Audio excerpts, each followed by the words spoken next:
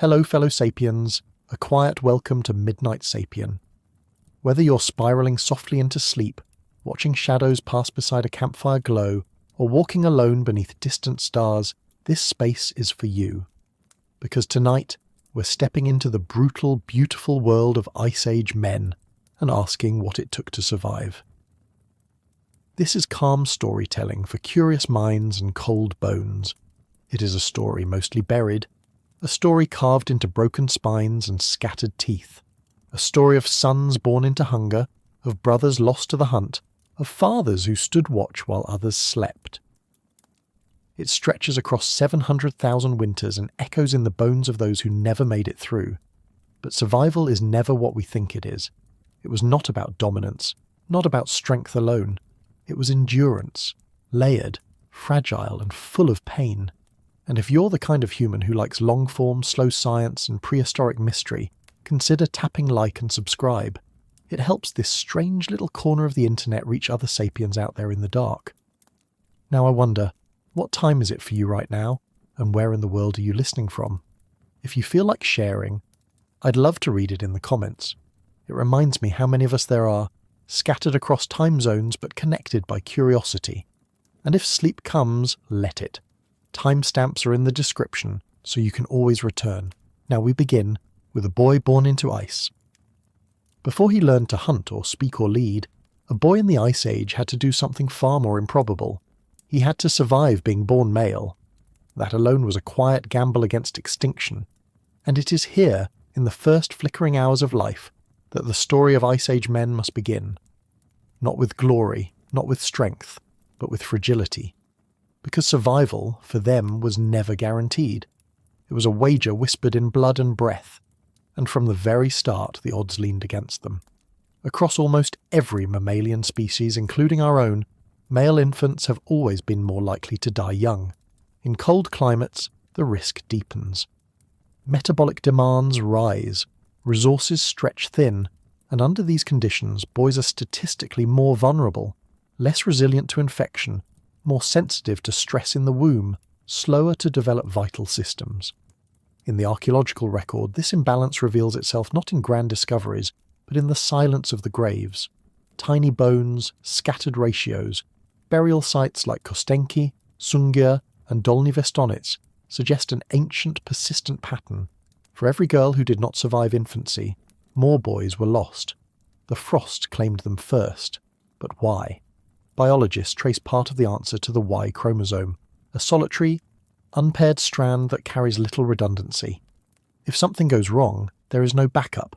In utero, male fetuses are more prone to miscarriage. At birth, their immune systems lag slightly behind. Their bodies grow faster, yes, but that speed comes at a cost. Even today, in neonatal wards from Norway to Namibia, male mortality is higher. In prehistory, without doctors or incubators or antibiotics, the cost would have been absolute. And still, the birth of a boy meant hope, meant potential, meant a future hunter, a carrier of lineages, a bearer of tools and stories.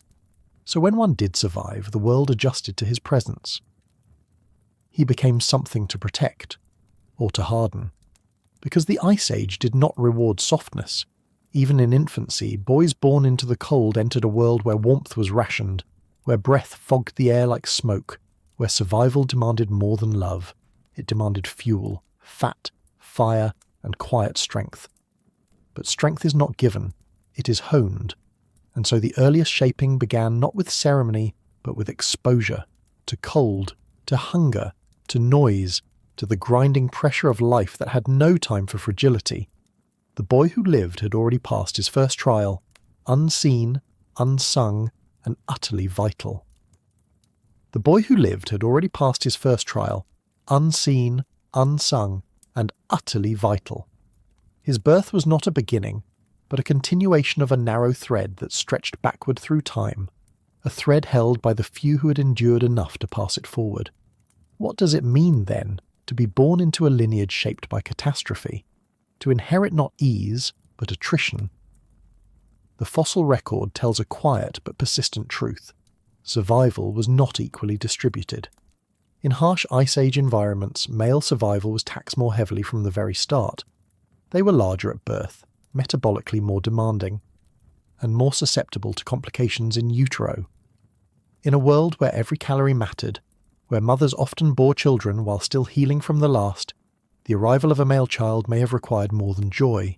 It required a wager, one that might cost the lives of both.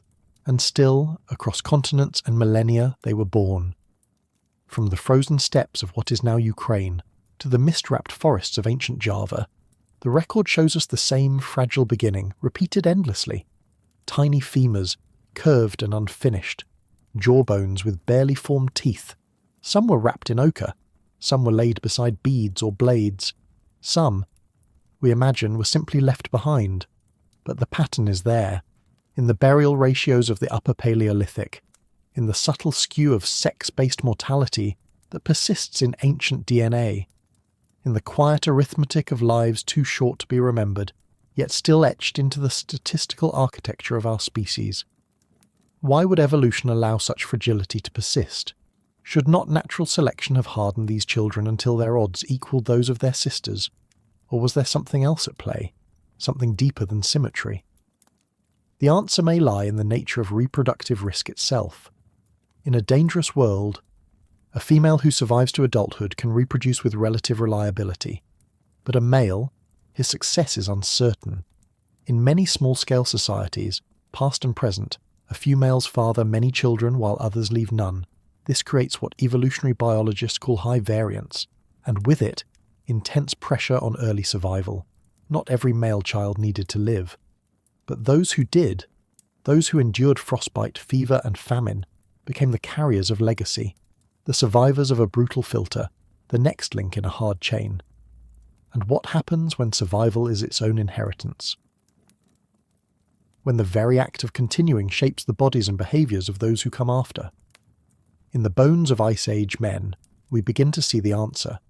Thicker cortical walls, enlarged muscle attachments, signs of rapid growth followed by early arrest. Bodies sculpted by necessity, minds that emerged within the narrow corridor between stillbirth and starvation. What kind of man begins as a burden and becomes somehow the one who must carry?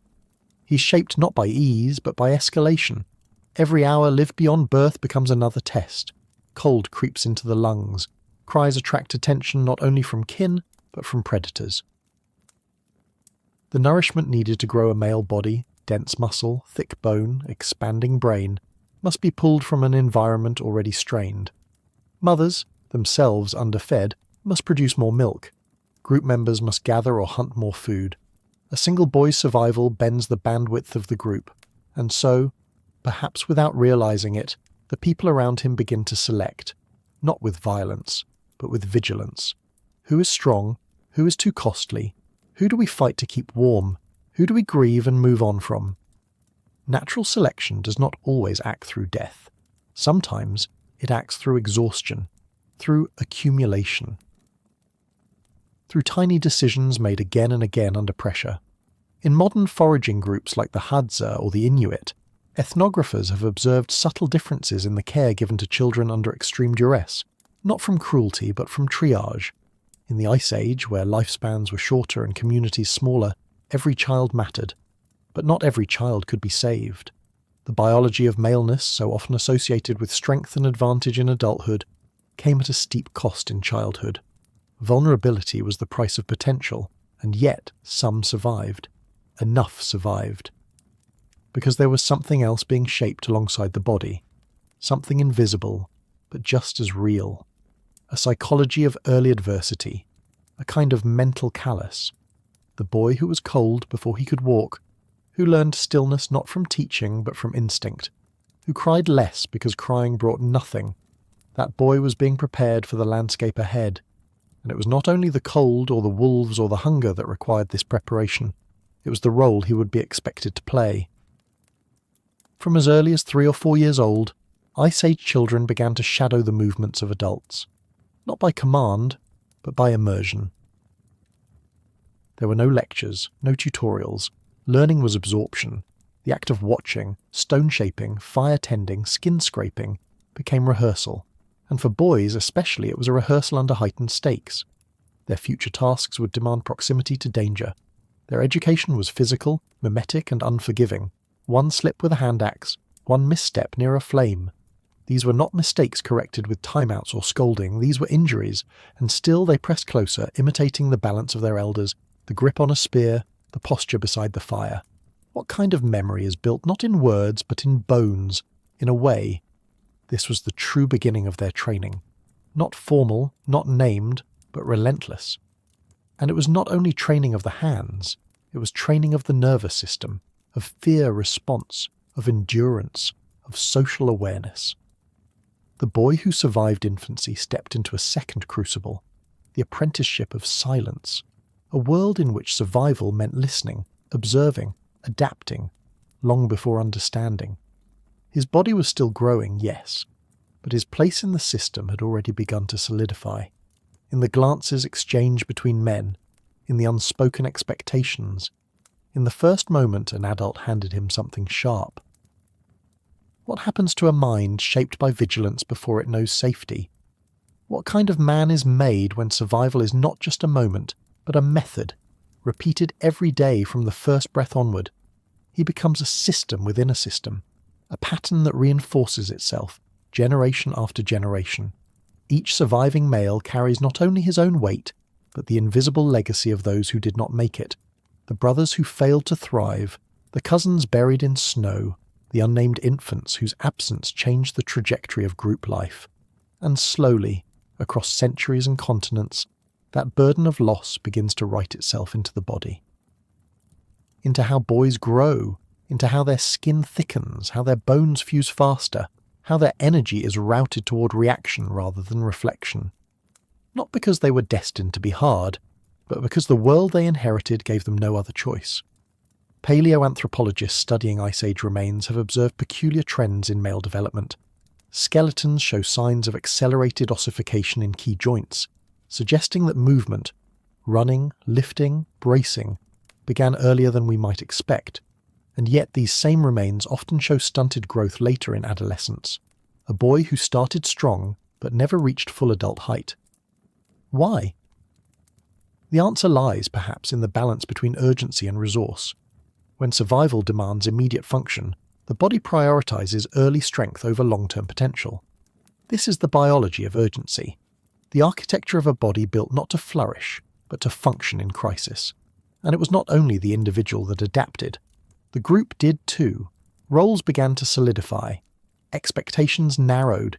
Even as boys played, if they played, their games carried undertones of readiness, stick throwing, rock balancing, target watching. These were not pastimes, they were prefigurations, and the boys knew, not intellectually perhaps, but viscerally. They knew what the adult world required, and that knowledge entered them through skin and breath and repetition. In some rare sites, like the Magdalenian layers of the Grotte des Enfants in France, archaeologists have found burials of children with carefully placed grave goods, pendants, beads, small tools. Among these, some belong to boys no older than 10. Their ornamentation suggests a kind of status, not earned through labour, but granted through identity. Was this the beginning of gendered expectation? Of a social script too old to name, yet persistent even now? To be male in the Ice Age was not to be dominant. It was to be watched. To be prepared, to be called upon before one was ready. And perhaps that is the quiet origin of so much that came later. The stoicism, the silence, the myth of toughness. Not born from strength, but from necessity. Not taught, but absorbed. Not glorious, but functional. What kind of society is built when half its sons are too fragile to survive, and the ones who do are shaped by that very fragility? Perhaps one that does not glorify strength, but recognizes endurance as its own form of wisdom. Not the endurance of triumph, but of repetition, of lifting again, walking farther, keeping still when everything inside demands movement. In the landscape of the Ice Age, survival was not a moment of brilliance. It was a pattern. It was adherence to rhythm, seasonal, bodily, social.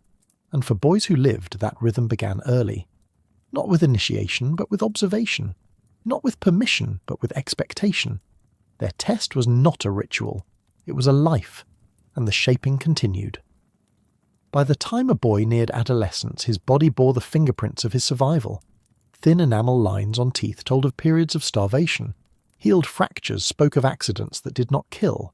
Knee joints worn from kneeling. Vertebrae compressed from early load-bearing. These were not symbolic markings. They were records, autobiographies in calcium. Across regions and millennia, the same story repeated itself. Boys pushed into adult function while their minds were still elastic. And in that stretch, something evolved. Not just in the flesh, but in the culture surrounding it. Because the group, too, needed these boys. In a band of 20 or 30, every pair of hands mattered, every set of eyes. The sooner a boy could contribute, even in small ways, the greater the chance the group had to endure. Stirring the fire, sharpening tools, holding the edge of a hide as it was scraped clean. These gestures were not just practice, they were participation. They were survival made social. And yet, through it all, a paradox remains. If boys were so costly to raise, why did they persist?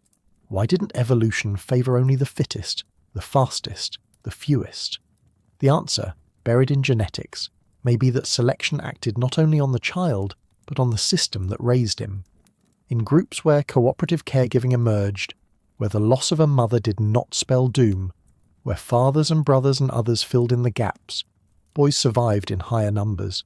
And so survival shaped not just the individual male, but the very fabric of how human groups functioned. The price of keeping sons alive may have been the birth of empathy. To trace the lineage of Ice Age men is not to follow the path of warriors, but of survivors. Not heroes in the modern sense, but vessels of continuity, shaped by risk, carried by others, and slowly hardened by time. Their journey began in vulnerability, in cries muffled by snow, in small fires lit against the dark, in the arms of mothers too tired to speak. And so the shape of a man began with what nearly broke him. His life was not owed, it was earned. One breath at a time, one trial at a time, one winter at a time. And then came the next trial, not of survival, but of learning. Because the boy who lived would not be spared from what lay ahead. The world he entered did not slow down to teach. There were no explanations, no rehearsals, no careful instructors crouching to his level. Everything was movement, everything was watching, and in this world to learn was to risk, to mimic was to bleed. Knowledge came not in lessons but in bruises, in cold fingers, in misjudged leaps, and always in silence. Across nearly every foraging society studied in the modern world, from the Hadza of East Africa to the Inuit of the far north, the same pattern appears. Boys are not taught through direct instruction. They are expected to observe, to hover near the margins of adult activity, to pick up tools not because someone hands them over, but because they are left nearby, within reach, but not in invitation. This absence of formal teaching is not neglect. It is a system built for autonomy, for resilience, for adaptation. And in the deep past it meant that every moment a child was near his elders, he was training. Not through words, but through proximity. Imagine the camp. Fire flickering, hides drying, stone being struck to flint. The boy crouches nearby, saying nothing. His hands mimic what he sees. He snaps a twig, trying to feel what pressure is needed. He watches where the elder places his fingers, how the wrist turns, and if he errs, if the stone slips or the edge bites, there is no scolding, only blood, and the lesson burned into skin. This was how Ice Age boys were apprenticed, not in skill, but in danger, not in safety, but in the very things that could hurt them. And still, they watched. The risk itself was part of the curriculum. To throw a spear too soon was to watch it tumble, clumsy and wide. To follow too closely on a trail meant the sharp bark of warning, or worse, the crack of a branch and a lost step. They learned where others stumbled. They absorbed danger as normal, and slowly what had once been instinct became intention. This was not play, not truly, though it may have looked like it. Games of chase, mock battles, the throwing of stones at unseen targets. These were rituals of rehearsal. Every action carried the seed of something real, of something that would one day draw blood, or protect the group, or cost a life. The line between play and preparation was not drawn in the sand, it was etched in the body. And so, by the time an Ice Age boy reached his 9th or 10th year, he had already lived a lifetime of watching, failing, and recalibrating. He had begun to build a map of danger, one felt in muscle memory and hesitation, not in speech. But a map is only as useful as the terrain it prepares you for, and in the Ice Age the terrain was never still. Weather shifted without warning, prey moved through silence and vanished across days, even the ground cracked and reshaped under melt and freeze. A boy's apprenticeship, then, was not toward mastery, it was toward improvisation, toward readiness, toward nerve. And that meant encountering risk not in theory, but in flesh. First wounds were not accidents. They were curriculum. They were how the body learned what the mind could not yet describe. The archaeological record bears the scars. Juvenile skeletons from sites like Sunghir and Tafarolt show small fractures in wrists, healed breaks in ribs, and cuts along finger bones, all markers of early trial, of misuse, of overreach. And while no inscription tells us what each boy was doing, the pattern is unmistakable. Hands injured in toolwork, knees marked by falls, teeth chipped from raw bones or collisions. These were not fatal, but they were formative. Each scar was a thread in the web of adaptation, a message carried inward. This is too sharp. That edge gives. This noise means threat. And deeper than the skin, something else was taking shape. A nervous system wired not to avoid fear, but to metabolize it. To sit near fire and hear the howl of something close. To stay still while others fled. To lift a sharpened point and understand that it may not land where it is thrown. What does it mean to learn danger not as an emergency, but as a fact of the world? Not something rare, but something constant.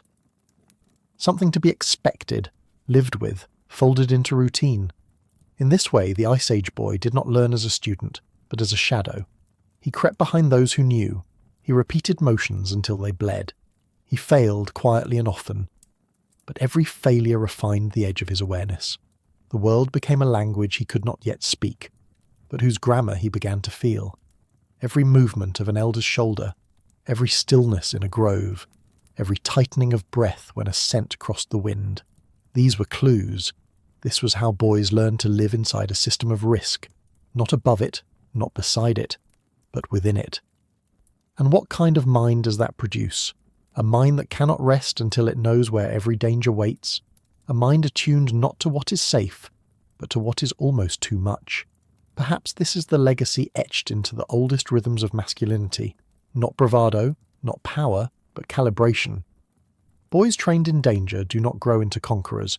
They grow into listeners, watchers, carriers of quiet instincts that once kept fire burning through nights no one remembers.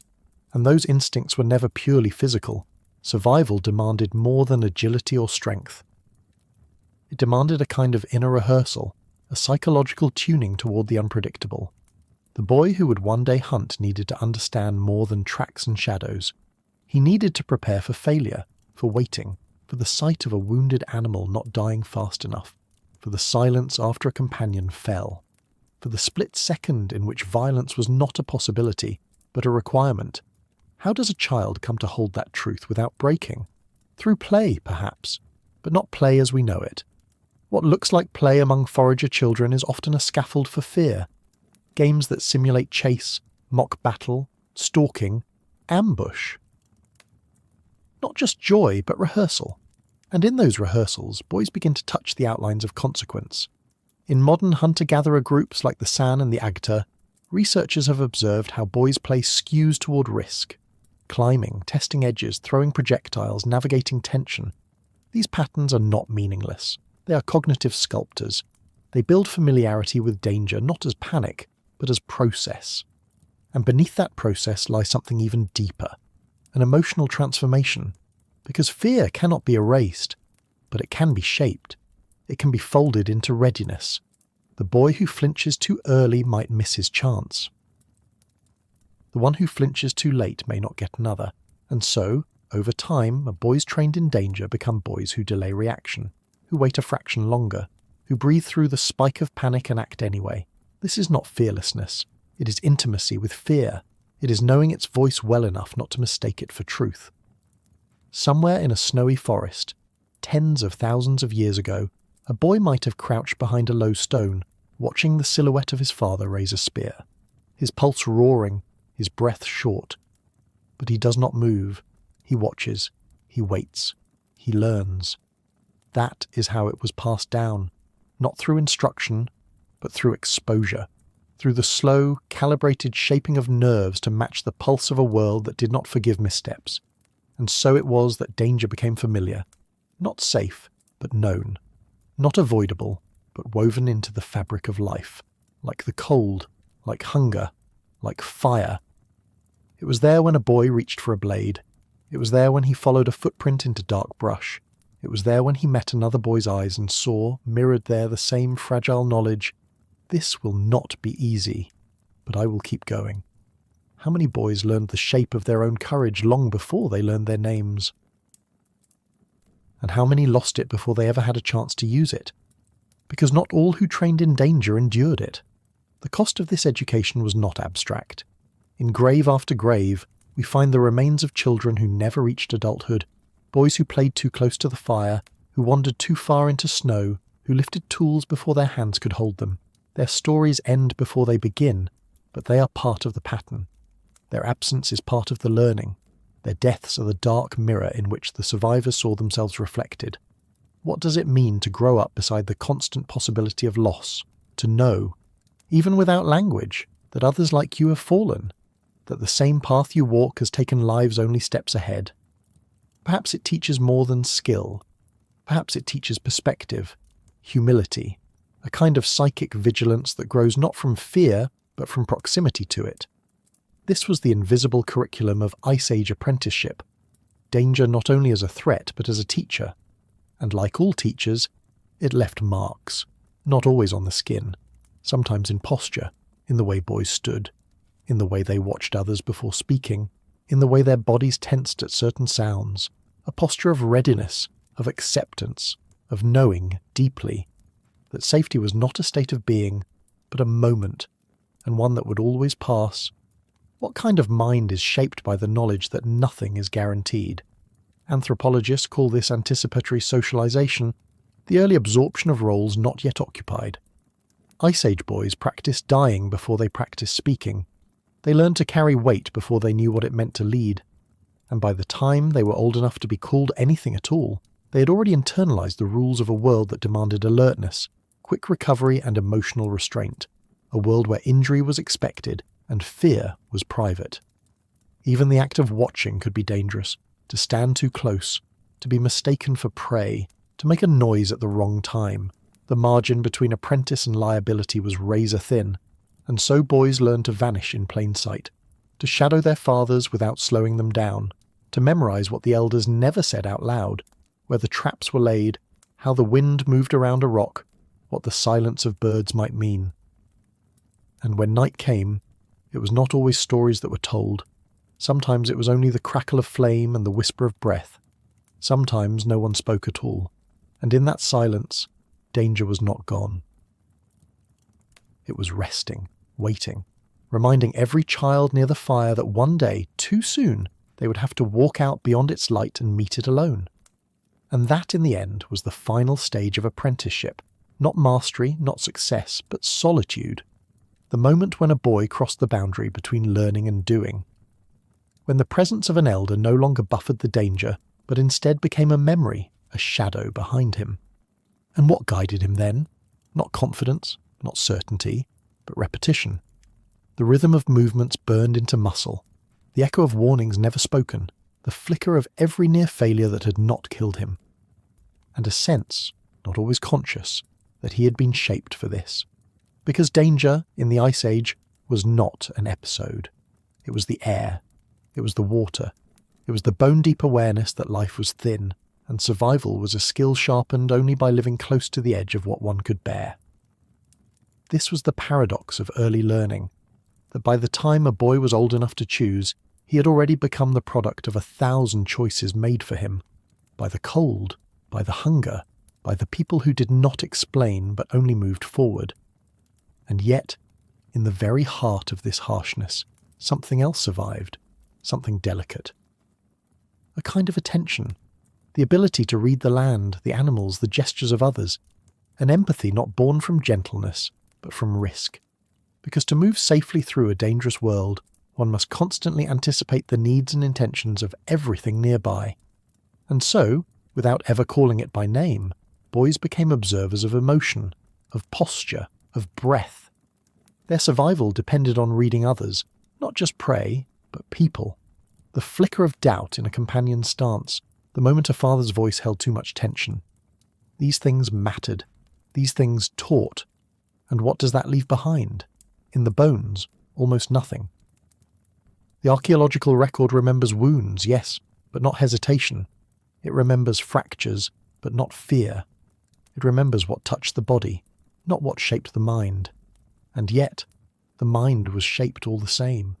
In the quiet hours before dawn, in the spaces between footsteps, in the long, slow years of becoming. To be an Ice Age boy was to apprentice in the dark, to be tested not by one trial, but by 1,000 small ones. Not by a ritual, but by a rhythm, and the outcome was never guaranteed. Many did not make it, but those who did, they emerged not as warriors, but as witnesses, carriers of an ancient vigilance that needed no words. So when we speak of Ice Age men, of their strength, their silence, their resilience, we must begin here, with the boys who learned danger before they knew safety, who were shaped not by victory, but by proximity to loss, who watched closely, failed often, and survived long enough to do it all again. And when those boys grew, they did not become statues of power. They became instruments of endurance. Their bodies, like their minds, were not designed for dominance. They were carved for function, not beauty, not symmetry, not display, just use. The male form in the Ice Age was a tool, a structure of meat and sinew, grown to move, to haul, to strike, to bleed, and to keep going. What we now call sexual dimorphism, the visible differences between male and female bodies, was not a flourish of evolution. It was the cost of a life spent closer to risk. In every foraging culture, certain tasks lean toward the male body. Not because of cultural fiat, but because of mass, leverage, thermoregulation, a thicker upper body, a broader shoulder span, denser muscle fibre. These were not ornaments, they were adaptations, forged in cold, in scarcity, in the long, slow pressure of doing hard things repeatedly until the body responded. In bone beds and burial pits across Eurasia, this truth is whispered through patterns of wear. Male femurs thicker, twisted by long-distance walking under load. Shoulder joints scored with micro-fractures from repeated spear throws. Elbows roughened by decades of grinding hide, shaping stone, skinning carcasses too large to lift. These are not wounds of battle, they are the signatures of use, and the shaping began early. From childhood, boys carried things, lifted what was too heavy, dragged hides too wide for their limbs. They bent before their backs had hardened, and by the time they reached 20, their spines already bore the quiet evidence of compression. This is not the body of a conqueror. This is the body of a cart, of a bridge, of a lever used too many times and still in use. What does it mean when the body becomes a vessel for labour, not for expression? When each cell is spent toward the fulfilment of a task, not the pursuit of self. There is a quiet nobility in that, perhaps, but also a cost. Because function does not preserve. It consumes. Every movement of a joint shaves away cartilage. Every step into frozen mud shortens a tendon's lifespan. Every lifted stone steals a little warmth from the future. The Ice Age did not reward strength. It demanded its sacrifice. And in the sacrifice it sculpted men who did not look like myths. They looked like tools that had not yet broken, but would, soon, and knew it. The body, then, was never a monument. It was a compromise, a negotiation between what the world demanded and what flesh could afford. Male bodies, in particular, became experiments in tolerances. How much load could a joint absorb before it collapsed? How long could muscles remain thick while food was scarce? How quickly could blood warm fingers numbed by wind that stripped skin from bone? These were not theoretical questions. They were answered every day, not in words, but in survival, or its absence. In Ice Age climates, cold was not just an ambient threat. It was a force that sculpted bodies from the inside out. Men carried more lean mass, and with it, more surface area. To keep warm, they had to move. Stillness was a sentence, and so, Evolution selected for engines, bodies that converted fuel into heat through labour. But this came at a cost. More mass meant more food meant more risk meant more death. And so, the male form became a paradox. Strong, but costly. Durable, but draining. Essential, but expendable. Even in skeletal remains. The story is clear. At sites like Dolní Věstonice and Předmostí, male skeletons often show larger frames, broader shoulders, and more pronounced muscular attachments, but they also reveal earlier degenerative changes: compressed vertebrae, eroded hip sockets, bone spurs along the knees. These are not signs of aging, these are signs of usage, of a life where function eclipsed longevity.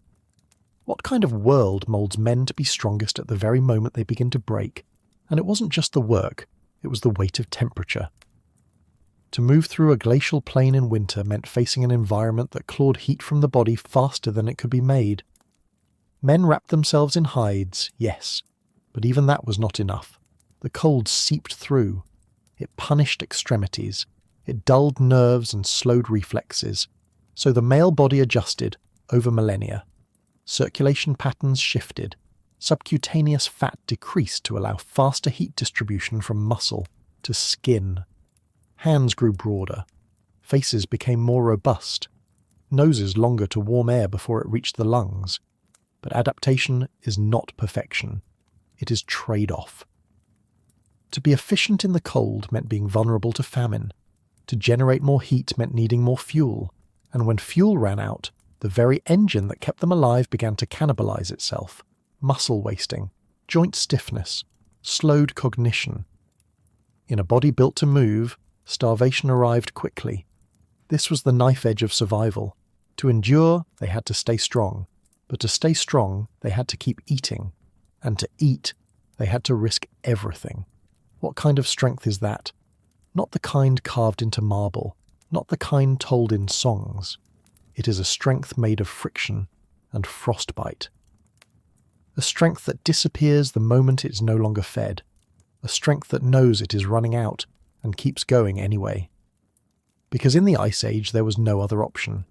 To stop moving was to die. To conserve was to fall behind. And so, the male body became a rhythm of loss disguised as function. Even at rest it burned more. Even in sleep it demanded recovery. Muscles rebuilt themselves in fragments, ligaments frayed and stiffened. By the time a man reached his 30s, if he reached them, his body had already paid for every step, every lift, every sprint toward vanishing prey. There was no softness in that timeline, only momentum. And eventually its absence. Archaeologists studying Paleolithic remains rarely find pristine male skeletons. What they find instead are patchworks, bones that healed imperfectly, teeth worn down from sinew and grit, fractures that were never set, just used differently afterward. These were not exceptions. They were the norm. A man who had not been injured was a man who had not lived long, or who had not done enough to be missed. The price of usefulness was damage, and the body bore that damage in silence. There are no journals from the Ice Age, no confessions of pain, only clues, in calcium, in erosion, in the way one side of a pelvis wore faster than the other. Men adapted their movement to accommodate injury. They limped through the final years of their usefulness. They became asymmetric, one shoulder stronger, one knee stiff, one hand calloused in a pattern that spoke of a favouring, a memory of something that once broke and never quite returned. What happens to a sense of self when the body is always declining, even in its prime, when strength is not an arc but a slope, steep at first, then slowly eroding under the weight of necessity? Perhaps it builds a kind of humility. Or perhaps it builds something harder to name, a refusal to expect ease, a tolerance for discomfort so deep that it becomes invisible. The pain was not separate from their life, it was part of it, as natural as cold wind or hunger, as expected as dusk. But even as the body broke down, it remained in motion, because usefulness did not end with the first injury. In some cases, it did not even end with disability. Sites like Shanidar Cave in Iraq show evidence of individuals, likely male, who survived years with profound impairments, missing limbs, crushed skulls, healed fractures that suggest others helped them survive, fed them. protected them. These were not discarded tools. They were bodies still honoured, perhaps not for what they could do, but for what they had already endured. And so we see another function of the flesh, not just movement, not just strength, but memory, a visible, walking archive of effort, of contribution, of sacrifice. The body became a kind of ledger, each scar a record, each limp a citation, each worn joint a sentence in the long, unwritten story of endurance. What kind of man carries history in the way he walks? One who understands that the past is not just behind him, but within him, fused into the angles of bone, the stiffness in the spine, the heaviness in the breath. In Ice Age societies, there was no clean division between youth and age, between peak and decline. There was only a long arc of use, shaped by the tasks that needed doing. Even as performance waned, a man's knowledge deepened. His worn body became a signal, not of weakness, but of experience. He had thrown many spears, missed some, buried others. He had seen the trail when it was almost invisible. He had learned which wood splintered in frost, which stones shattered under pressure. These were not lessons taught in words. They were transmitted by watching how he moved, how he stopped, where his eyes landed. In this way, the male body was not only a tool, it was also a text, a language others could read. Children learned how to move not just from the young and uninjured, but from the older and scarred, those whose bodies taught the consequences of error. To see a man wince as he knelt or wrap his hand a certain way around a tool was to receive an education no one intended to give. In pain, there was transmission, and that pain was not episodic, it was chronic, continuous. Ice Age men lived with inflammation as a constant companion, joints swollen from overuse, tendons rubbed raw by friction and repetition. There were no poultices, no anti-inflammatories, no long recoveries. Rest was a luxury the land did not offer. If you could move, you moved. If you could carry, you carried. If you could not, you stayed, or you were left behind. But even in that harsh equation, there was sometimes room for mercy. What does it say about a people when they allow the broken to remain among them? When they feed those who can no longer gather, warm those who can no longer walk, protect those who can no longer run? Perhaps it means they understood that strength was not just in muscle. It was also in memory, in cohesion, in the ability to absorb loss without becoming weaker. Men who could no longer chase mammoth could still shape stone, could still whisper warnings, could still recognize patterns in the sky, or habits in prey, or changes in wind that others had not yet learned to feel. So the body remained useful even in decline. Not despite its wear, but because of it. It had earned its place. It had paid its cost. And in that cost, it had become something more than flesh. It had become a map, a warning, a witness. How many of those men knew they were fading, not in failure, but in function, and kept giving anyway? How many gave their final years not in grand acts, but in quiet, continual contribution, until the tool finally broke? And when it broke, when the body failed completely, when the knees gave out, the shoulders froze, the grip loosened beyond repair, what remained? Not legacy in the way we speak of it now.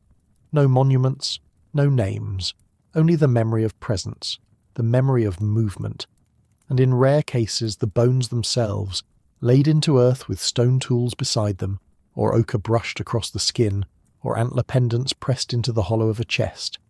A gesture of recognition, of respect, perhaps even of gratitude. This man was used. This man was spent. This man endured. The archaeological record rarely shouts, but it whispers. In certain burials we find males placed with care, even when their bodies show clear signs of long-term damage, healed injuries, degenerative disease, teeth worn flat from overuse. These are not the graves of kings. They are the graves of men who worked, men who were, for a time, essential, and in being essential, were loved. Because when the male body was treated as a tool, its breaking was not seen as failure. It was seen as completion, and still, even in their final forms, these bodies told us something more. They told us that the human machine was never meant to last long. Life expectancy among Ice Age males likely hovered somewhere in the 30s, sometimes less. Few made it to what we would now call old age. Those who did carried visible signs of strain. bent backs, worn teeth, sclerotic joints. They had outrun the clock, but only just. Their survival was not a triumph of biology. It was a triumph of patience, of repetition, of pain endured without pause. What is the measure of a life lived under those conditions? Not wealth, not status, but usefulness, relevance, the ability to contribute, to carry, to fetch, to remember. And in that contribution something deeper, a sense of embeddedness. The male body was not separate from the world it moved through. It was shaped by it. Weather etched lines into the face. Terrain carved grooves into the feet. Cold tightened the skin, dried the joints, slowed the breath. There was no illusion of control. The body was not a master, it was a servant. And yet, for all its erosion, it achieved something remarkable. It lasted long enough to pass the fire, to pass the tools, to pass the rhythm of survival from one generation to the next. That was the purpose. That was the point. The body as courier, the body as container. The body as momentary bridge between what had been and what still might be. So when we look at Ice Age men, at their worn spines, their broken fingers, their silent teeth, we are not seeing victims. We are seeing vessels, not made for glory, made for work, made for wear. Flesh, yes, but shaped as a tool and used completely. Then that tool was sent into danger, not occasionally, not reluctantly, but routinely. The Ice Age hunt was not an event. It was a cycle, a ritual of risk, a wager where the stakes were not just meat, but meaning. For men, to provide food was to secure not only calories, but identity. Reputation, place. And this meant the cost of failure reached far beyond the stomach. It touched the soul. To return empty-handed was not just disappointing, it was destabilizing. The group watched. The children noticed. The elders remembered. And if failure happened again, and again, something shifted. The man faded. Not in presence, but in relevance. Hunting during the Paleolithic was almost always a losing game. The success rate, based on ethnographic parallels and kill site analysis, was abysmal. Many attempts ended in nothing. Some ended in injury. A few ended in death. And yet it remained central, not despite the odds, but because of them. Because hunting tested what mattered. Patience, timing, strength, nerve, cooperation. A single bison might feed the group for a week. A failed throw might feed the vultures.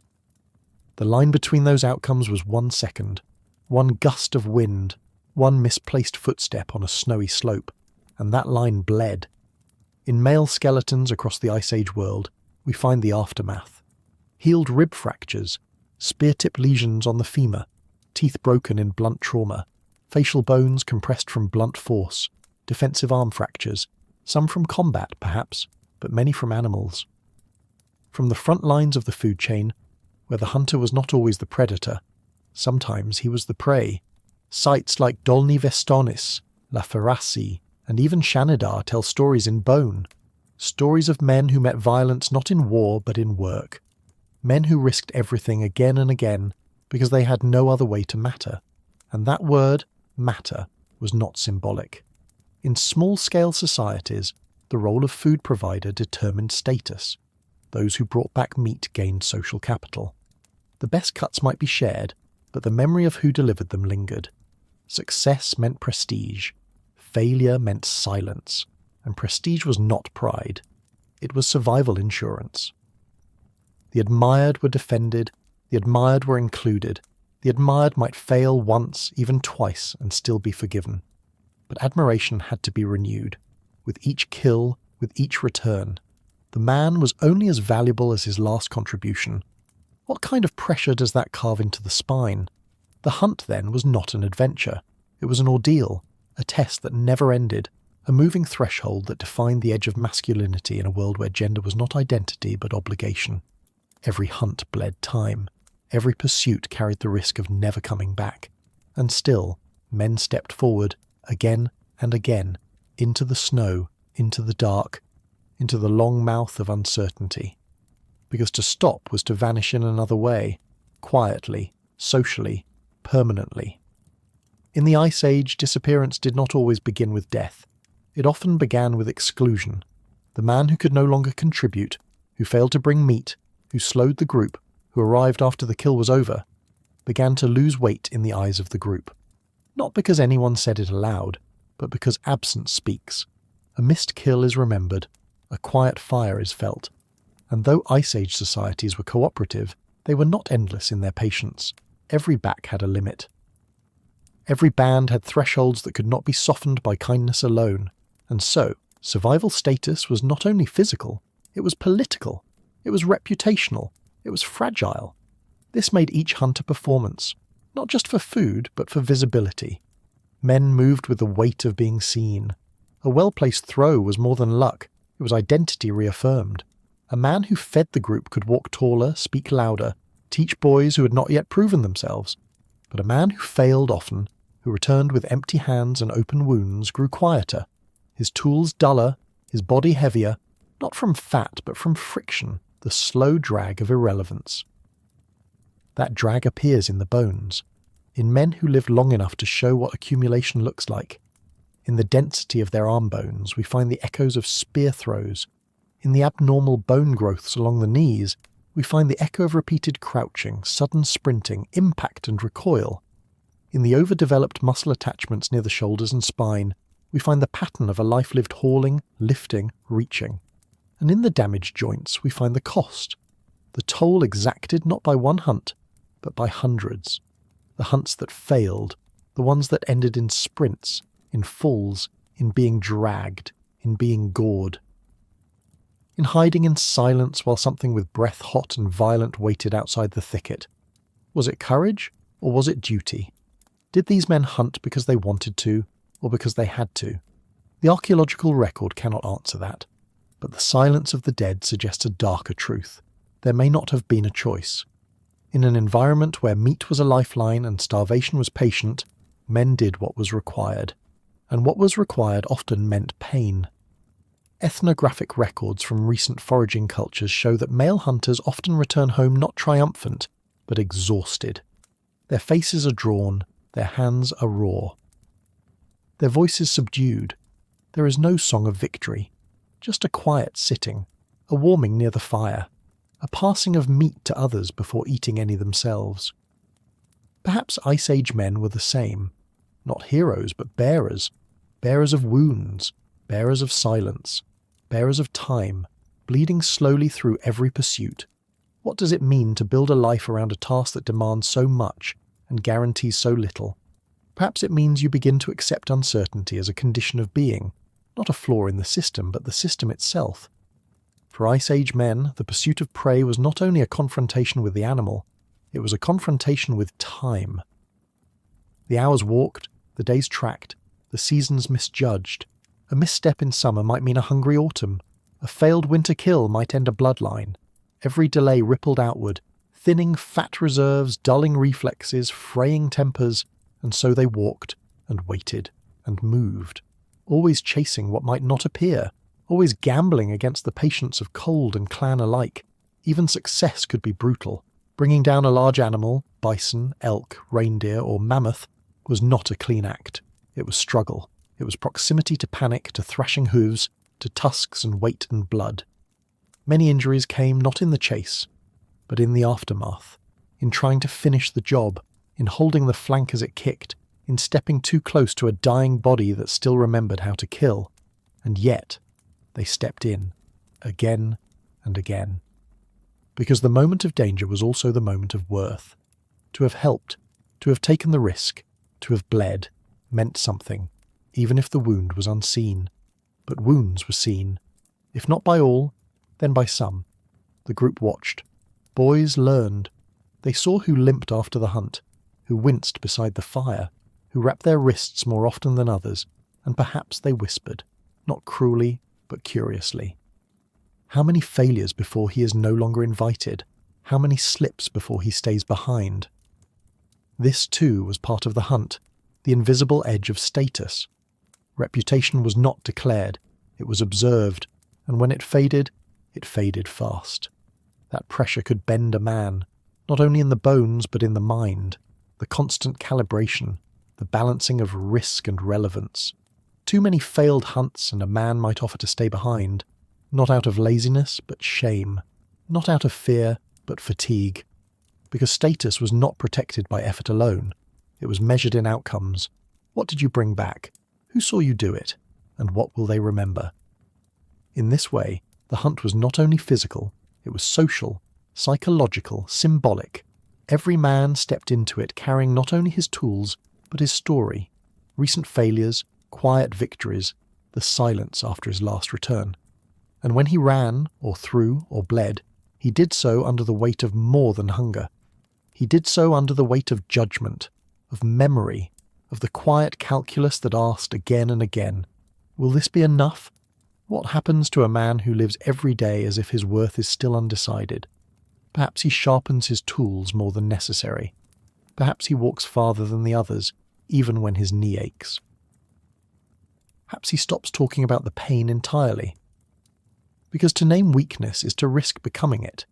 In a world where survival depends on contribution, there is no language yet for limits, only for what can still be carried, what can still be done.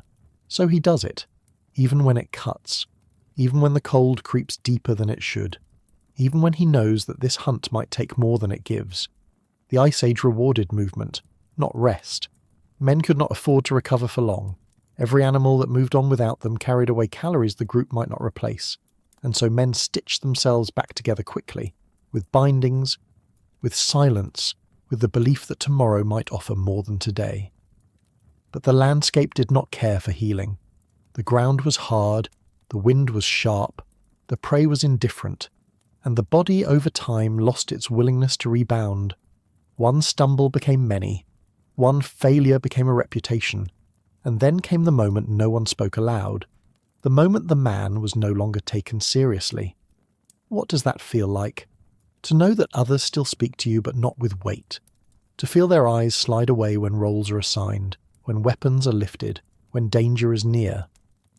It is a kind of slow erasure, not of presence, but of importance. A man may still be part of the circle, but not at its centre. He has become peripheral. And in the Ice Age, the periphery was cold. Ethnographic parallels from forager societies today offer hints. Among some groups, when older men could no longer hunt, they turned to other forms of contribution, knowledge sharing, storytelling, crafting tools. But that transition was not automatic.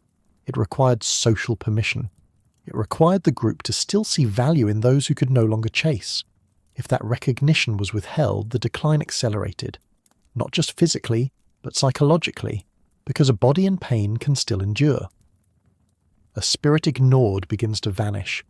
So perhaps men stretched themselves thin because they feared that disappearance more than death. Death was quick. Disappearance was slow. It began with hesitation, with someone else being chosen to lead the track, with silence after a missed throw, with the ache that would not go away and the fire that no one asked you to tend. And so they kept running, kept lifting, kept risking. Not only for meat, but for memory, for a place in the story being written in every shared breath of winter. How many men bled not from failure, but from trying one more time to matter? How many carried wounds that had less to do with the animal and more to do with the eyes watching from behind? In Ice Age hunting, danger came in many forms, but the sharpest one was often invisible. It was not the antler, not the ice, not the fall.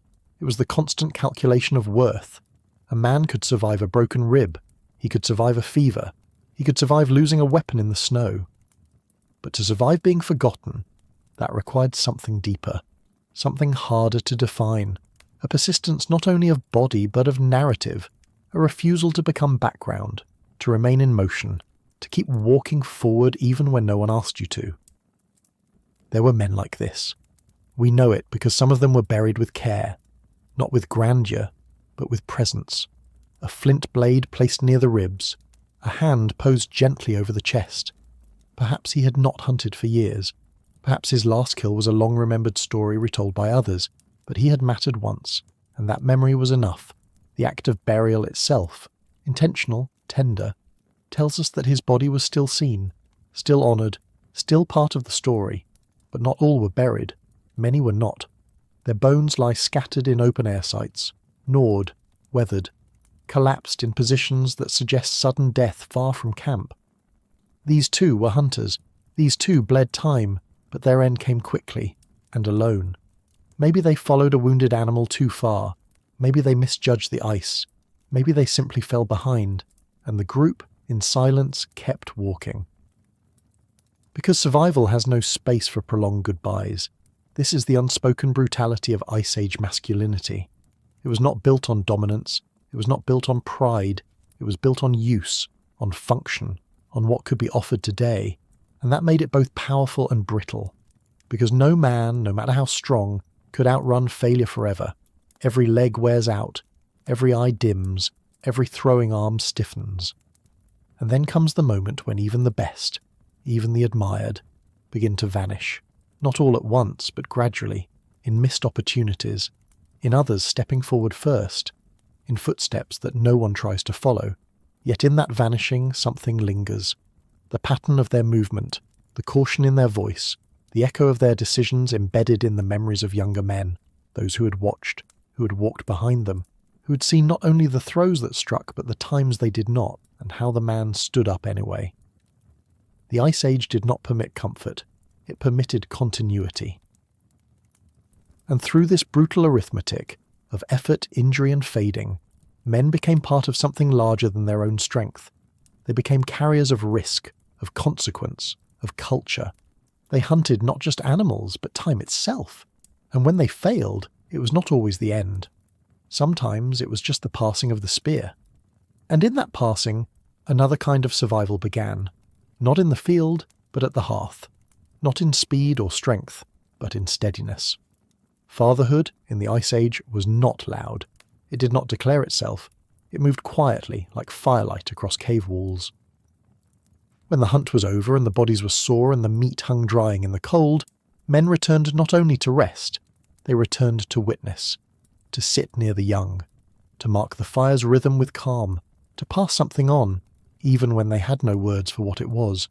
Fatherhood in deep time left no letters, no lullabies etched in stone, and yet the archaeological record offers hints. In some Paleolithic burials, children lie near adult males.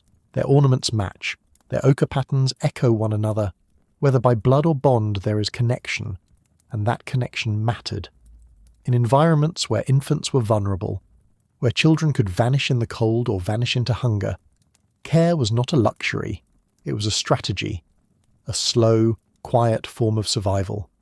Ethnographic studies of modern foragers, from the Aka in Central Africa to the Agta in the Philippines, show patterns that may reach back tens of thousands of years.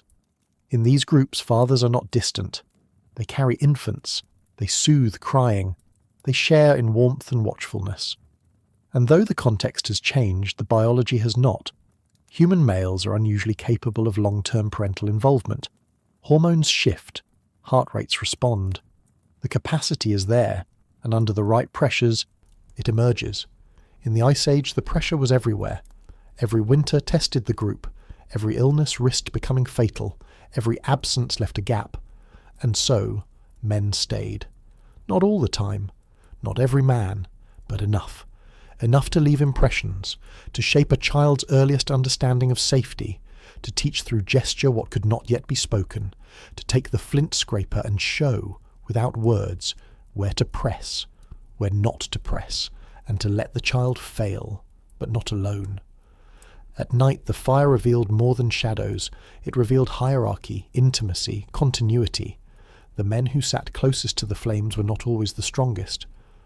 Sometimes they were the oldest, the fathers, the ones who had done enough, bled enough, brought back enough to earn stillness.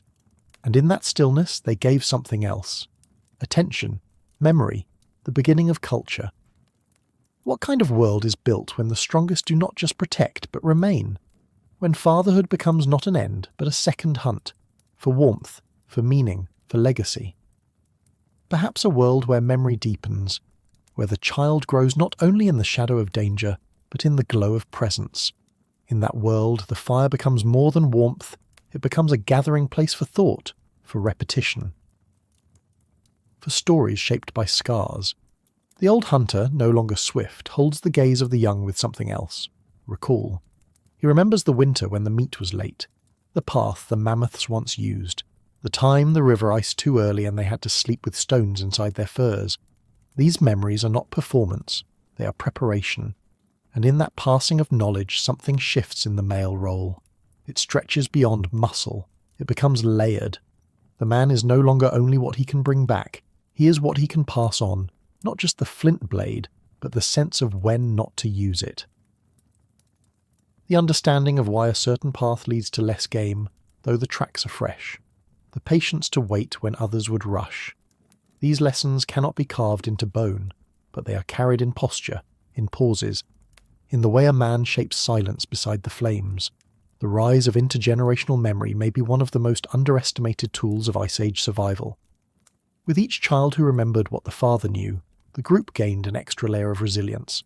Mistakes did not have to be repeated, dangers could be predicted, and fathers, through their constancy, became keepers of that fragile thread, not by dominance, but by attention.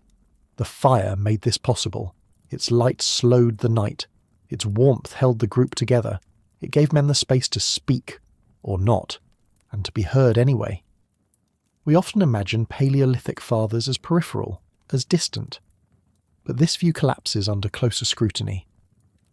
In cooperative breeding models, supported by both anthropology and primatology, human children thrive not only because of maternal care, but because of extended support networks. Fathers included, especially in colder climates, where the margin of error was razor thin. Paternal presence was not optional. It was strategic, an extra pair of eyes. An extra set of arms, a steadying voice when the wind howled and the child shivered and the mother slept. This was not softness, it was structure. A structure built slowly, night after night, fire after fire, through cuts shared and hides stitched, through tools made together, through sleep guarded, and beneath that structure, a different kind of masculinity took root, not one of conquest, but of continuity. What does it mean to survive not by outrunning death, but by standing still long enough to help someone else live? Perhaps it means choosing to anchor when every instinct tells you to move. In a world carved by wind and claw, staying meant risk, but it also meant memory. It meant teaching a child how to hold the scraper without slicing skin, how to watch the way shadows fall across a snowy plain, how to listen to silence, not just for danger, but for absence. The absence of birds, of crackling ice, of something that should be there, and isn't. These were not lessons given all at once. They were dripped out in small acts, a correction of posture, a shared glance, a quiet grunt when the firewood stack was wrong. And through those slow transmissions, a kind of masculinity emerged that was not noisy. It was not about command. It was about presence, predictability. The man who always rose before the others, the one who stood by the cave entrance when the storm was loud, the one who said little but whose movements were constant. Children noticed, even infants, before speech, before understanding, knew the rhythm of the footsteps that meant safety. There is archaeological support for this rhythm. At sites like Pavlov, Sunghir, and Arencandide, we find evidence of long-term social structures, of people returning to the same campsites across generations, of carefully prepared burials with shared grave goods. These patterns suggest more than survival. They suggest stability. And where there is stability, there are people who maintained it. Fathers who built hearths that others came back to. Men who are not just skilled, but dependable. In some cases, the objects buried with children mirror those used by adults. Smaller versions of tools, beads, or animal teeth. This is more than ornament, it is reflection. It suggests mentorship, a transmission of identity. And perhaps the man who once carried the real version of that tool sat nearby, watching the child cradle the smaller one. Not interfering, just watching. Ready, when needed, to adjust the grip. This is not a cinematic kind of strength. It leaves no epic marks, but it leaves impressions, slow, soft, and deep. And over time, these impressions shape the tribe more than any single kill ever could. They shape how fear is managed, how loss is grieved, how joy is shared. In a world where fire was survival, men who stayed close to it, who kept it alive, who taught others to. became more than hunters. They became memory bearers, timekeepers, a different kind of tool. It's easy to miss this when we focus only on bones and weapons, but in the flicker of torchlight in a deep cave, or the wear on a stone used not for killing but for carving, we can sense their presence. What kind of legacy is left when the sharpest thing a man passed down was not a spear, but steadiness? Maybe it is the kind of legacy that doesn't show up in trophies or scars, but in the way a group behaves under pressure. In how the children sit still when the wind shifts. In how a son binds a wound with quiet focus. In how a daughter stacks firewood in the pattern she saw a man repeat each winter. The survival of the Ice Age was not just in muscle and chase, it was in patterns, in rhythms that endured because someone embodied them long enough to be seen, imitated, and remembered. Fathers were not just role models, they were rituals. And rituals mattered. They gave shape to fear. They gave structure to night. In small bands without written language, without walls, without clocks, the presence of a calm adult male, returning, building, watching, became a kind of timekeeping. A boy could sense the season by the way his father layered the furs. A girl could predict a storm by how her father adjusted the firestones. These signals were not mystical. They were learned, stored in memory, and memory in this way became a form of insulation, against panic, against chaos, against the unravelling that begins when no one knows what comes next. We see traces of this in wear patterns on tools, objects used not just for a few weeks, but for years, passed down or used alongside children, and in hearth sites that suggest repeated deliberate use, stones aligned not randomly but with intention. The fire was not just warmth, it was orientation, and the man who kept it burning through the long dark nights gave more than heat. He gave the group a centre. There are no statues of these men, no cave art showing them cradling infants or mending bindings. But perhaps that's the point. Their legacy was not made of spectacle, it was made of small things, moments too quiet for charcoal. A nod when a lesson was learned, a shared blanket, a hand resting lightly on a child's back guiding them through the snow. These acts don't fossilise, but their impact does, because the children who grew under that kind of care grew differently. They may have been no stronger, no faster, but they were steadier, more watchful, more able to become the next firekeeper, the next patient voice, the next man who chose to stay. And so the line continued, not because someone chased harder, but because someone sat longer, held longer, taught with their being. It is a strange kind of masculinity, in a world obsessed with power, one built not on control, but on repetition, one that survives not in song or symbol, but in what still flickers quietly behind the eyes of those who remember being kept warm. What kind of strength endures when no one is watching, and no one needs to? It may be the most lasting kind of all, the kind that doesn't demand a name, the kind that does not leave behind a monument, but becomes one. Built-in footsteps followed, habits inherited, fires lit by hands that never knew the first flame, but knew how to keep it alive. Ice Age fatherhood was not dramatic. It was devotional, not loud, but endlessly repeated. And through that repetition, something subtle took root. Resilience passed from presence, not performance. When we look to the fossil record, the focus is often on trauma, healed fractures, embedded points, wear, degeneration. But beneath those signs of suffering is a quieter story, one harder to measure, yet no less important. Some men lived long enough to raise more than one child, long enough to slow down and stay close, long enough to be buried not at the edge of a kill site but near others, in shared graves, sometimes oriented toward the hearth, sometimes curled beside a child. These are not stories of war. They are stories of witness, because surviving the Ice Age required more than endurance. It required transmission, of skills, yes, but also of stability. And the man who returned to the same place, the same child, the same fire, became a human constant in a world of shifting ice and sudden loss. His presence told others that the group still held, that danger had not broken the circle, that someone would still rise tomorrow and show how to prepare the sinew, how to scrape the hide, how to tend a wound with snow and patience. There is reason to believe that this kind of reliability became evolutionarily valuable. In forager cultures with high male parental investment, offspring survival improves. Childhood is long in our species, vulnerability is prolonged, and so a man who does not disappear after conception, who stays, teaches, tends, repeats, changes the equation. He makes the future more likely, not through dominance, through duration. That may be why, in our deepest myths, the firekeeper is so often a figure of quiet power. Not the warrior, not the trickster, but the one who waits, who knows the seasons, who teaches the others how to last. The father who carries no crown, but lights the torches that lead the way. These figures are not fantasy. They are memory, echoes of real men who in caves and forests and wind-blown plains chose to remain. And in doing so, they made it possible for others to go. For every man who hunted and risked, there was another who returned, not just once but always, who laid down the spear, took up the ember, and guarded the small breath of life that glowed through even the longest night.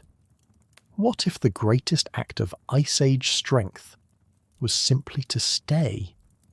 Then the second was this: not staying alone.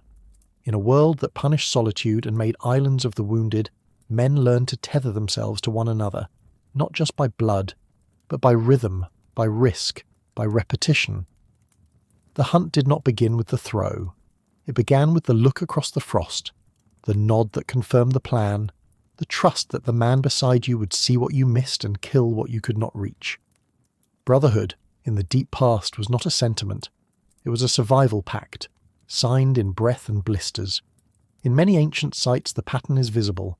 Male skeletons buried side by side, often showing similar trauma, breaks in the same arm, healed ribs, crushed feet. These are not the scars of accidental life. They are the result of synchronized danger, of men who moved together, fell together, and returned, if at all, with each other's blood still drying on their hands. Archaeologists see the clues in places like Atapuerca, Dolny Vestones and Sungir. Mail remains clustered, tools arranged for joint use, shared ornamentation like fox canines or ivory beads suggesting a kind of chosen kinship.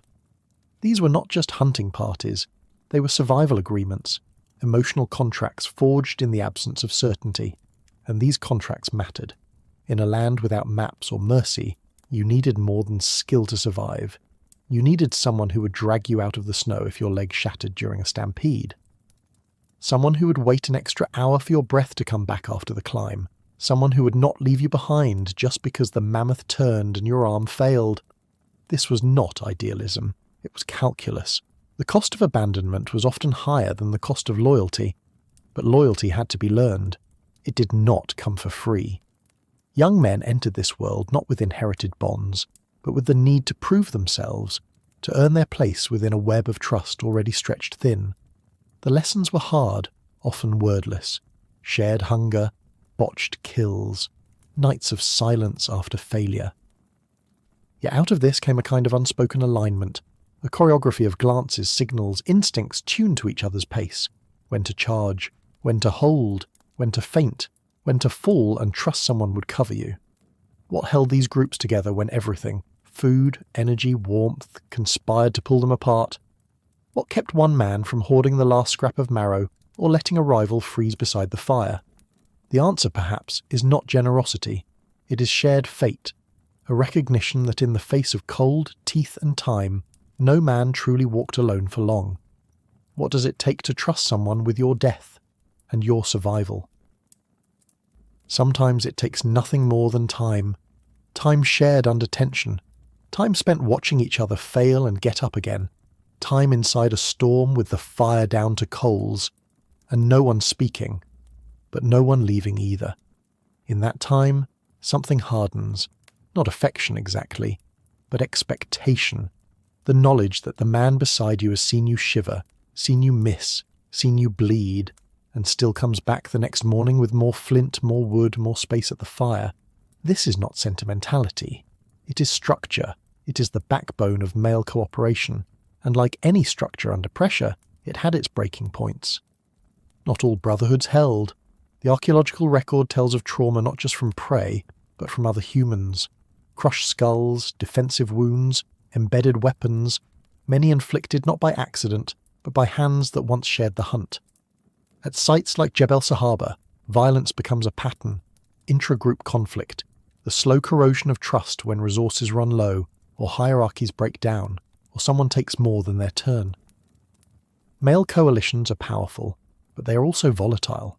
They require constant maintenance, not through talk, but through gestures, through fairness, through recognition of effort, even when outcomes fail.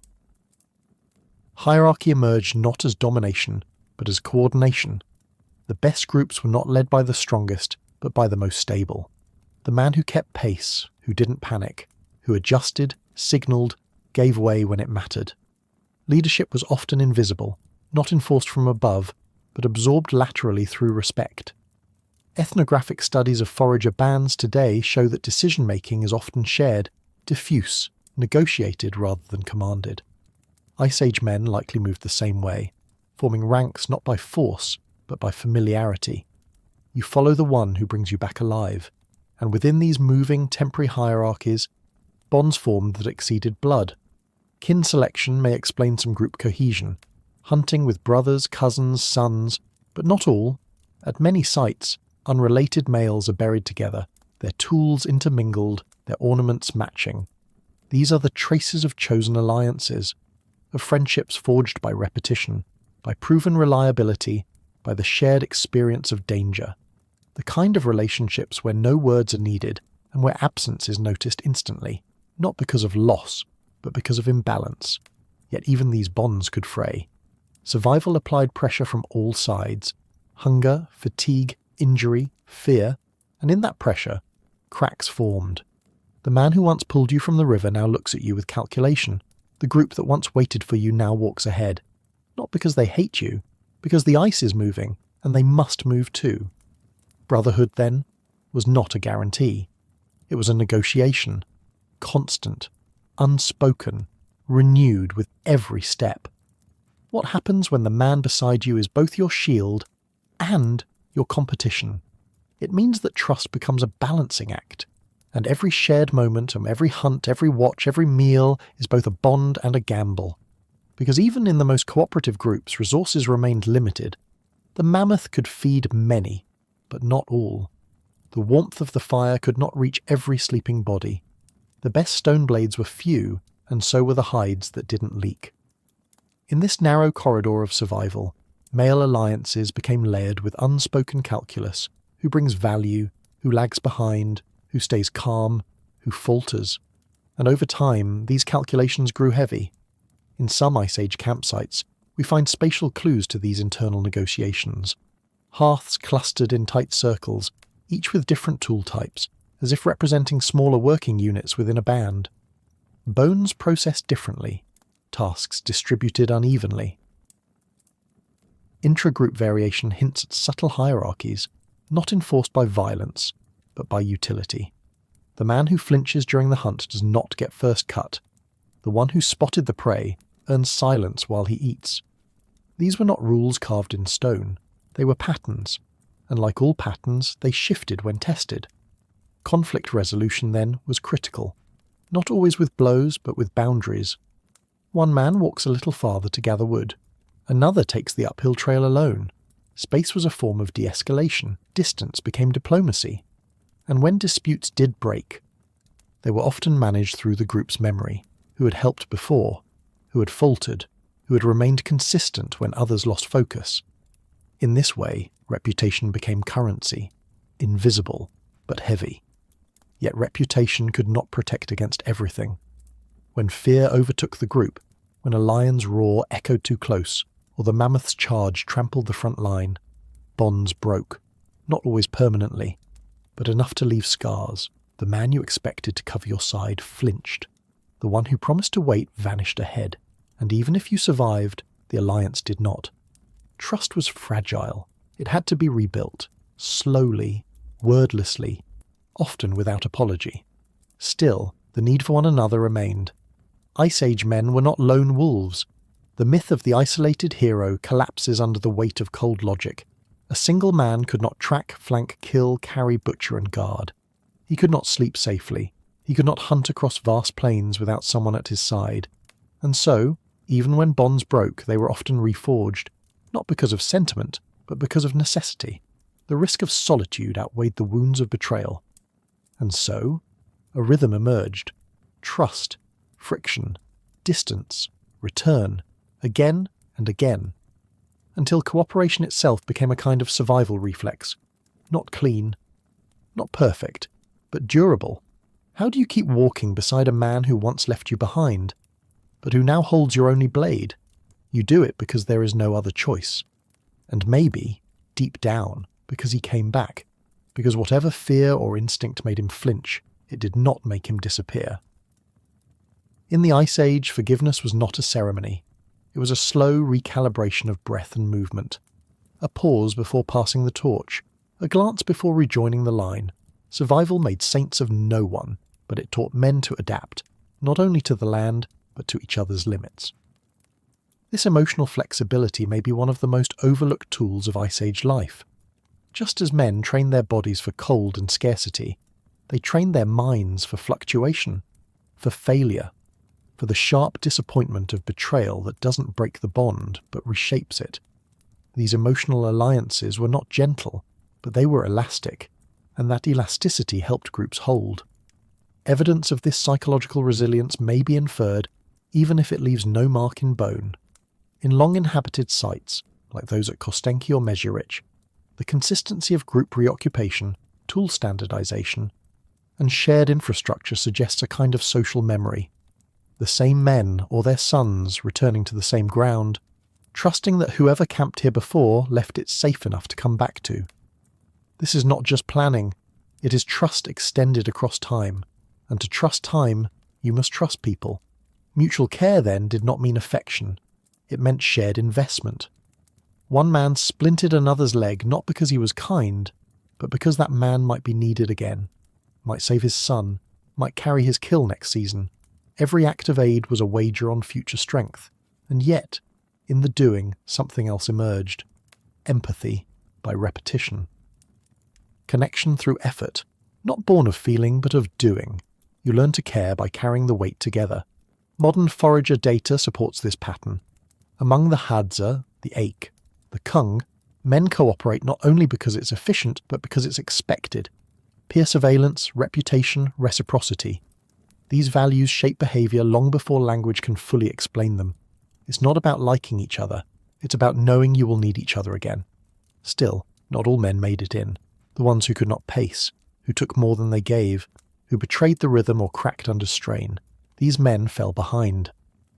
Sometimes pushed out, sometimes left behind by the silent logic of the group. Their stories rarely fossilise, but in the empty place by the hearth, in the unfinished spear shaft left on the cave floor, we see their outline. Absence too leaves a mark. So survival depended not just on strength, or even trust, but on endurance. The endurance to hold a fragile alliance together across cold, silence, and risk. What does it take to keep choosing the group, even after it wounds you? It takes memory, not just of pain, but of return, of the moments when someone did wait, when a body was carried, not left, when a kill was shared, even though hunger pressed in like a second winter. Brotherhood was never seamless, but it was enduring, and that endurance was carved not in speeches or vows, but in repetition, in the quiet recalibration after conflict. In the decision to walk beside the same man tomorrow, even if today he let the branch snap back in your face. Forgiveness, in the Ice Age, was a muscle, stretched by time, scarred by history, kept strong by need. And in that strange, weather-beaten fraternity, something emerged that was bigger than the individuals, a collective memory, a behavioural inheritance. Each man's endurance stitched into the rhythm of the group, into how they hunted, how they healed, how they responded to the cry of an injured ally or the silence of someone too ashamed to speak. It became instinct, not because they were born with it, but because they practiced it, again and again until it became reflex. Some of this can still be read in the traces left behind. Hunting blinds built for two, kill sites with coordinated strikes, where patterns that show tools passed between hands rather than hoarded. And sometimes, even in the graves, shared burials of men the same age, interred with nearly identical gear. As if to say, these two were one rhythm, one pace, one arc. But even these rhythms were mortal. Brotherhood cracked under pressure. It always did. When winters stretched too long, when women were too few, when injury stole a man's strength and made him a burden, then the contract grew thin, tolerance became tension, and what had once been a unit turned into friction. The line between ally and rival blurred. Still, the contract endured more often than it broke. Not because men were noble, but because the land was indifferent, and to walk it alone was a death sentence.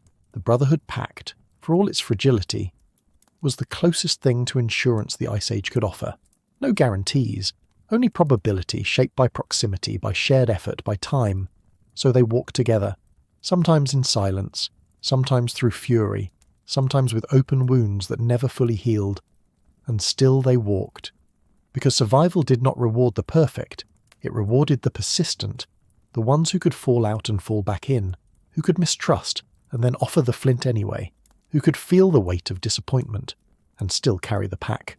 Perhaps this is the shape of endurance no bone can show, not in the arms, but in the eyes. The look that says, I remember what you did, and I'm still here.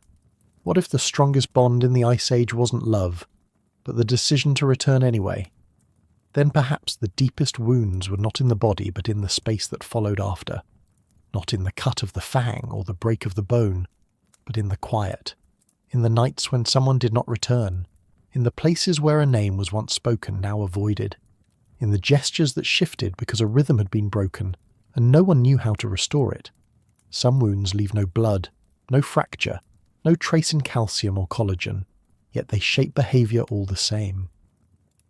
There are clues in the bones, not of grief itself but of its weight, skeletal signs of chronic stress, stunted growth, prolonged inflammation, markers of lives lived under a ceiling of constant threat, endocrine disruption, cortisol patterns writ in porous bone. When boys grow into men in a world where loss is routine, the body keeps count. Healed injuries tell one kind of story, but halted growth, that is another. A record not of an event, but of a season. A life throttled by pressure no one could see or only endure. And still, men endured, again and again, because there was no other way forward, yet that endurance carried a cost. Not just in joints worn too early or fingers lost to frost, but in the narrowing of the inner world. Silence grew around pain. There was no word for what it felt like to hold a brother's cooling hand, or to return from the hunt alone, knowing someone had watched your failure. And so the silence thickened, not as weakness, but as structure, a necessary hush around things that could not be fixed. But silence is not absence. It is memory coiled tightly. It is language turned inward, carved into the face, the hands, the way a man sits too long at the edge of the fire. In some Ice Age dwellings, there are markings on bone and stone that seem to repeat, scratched spirals, rhythmic dots, the same line drawn again and again until it fades into the surface. Perhaps it was a tally, perhaps a prayer, or perhaps it was simply a shape to press into the silence, a place to put the ache. Grief leaves no footprint, but mourning does, and there are sites where the body of a man is buried not in haste, but with deliberation. Ochre on the brow, tools laid beside the hand, sometimes even ornaments placed on the chest, as if to say, he was more than useful, he was known, and now he is gone. What happens when a man has no place to put the pain, but still has to wake and walk? He learns to carry it differently, not like a wound, but like a tool, sharpened by repetition, blunted by time. In the absence of ritualized mourning, emotion becomes embedded in the body, in how one walks, where one sits, what one avoids. And yet there were rituals, in forms we still struggle to read, because they were not written in words or marked with monuments. They were small, fleeting.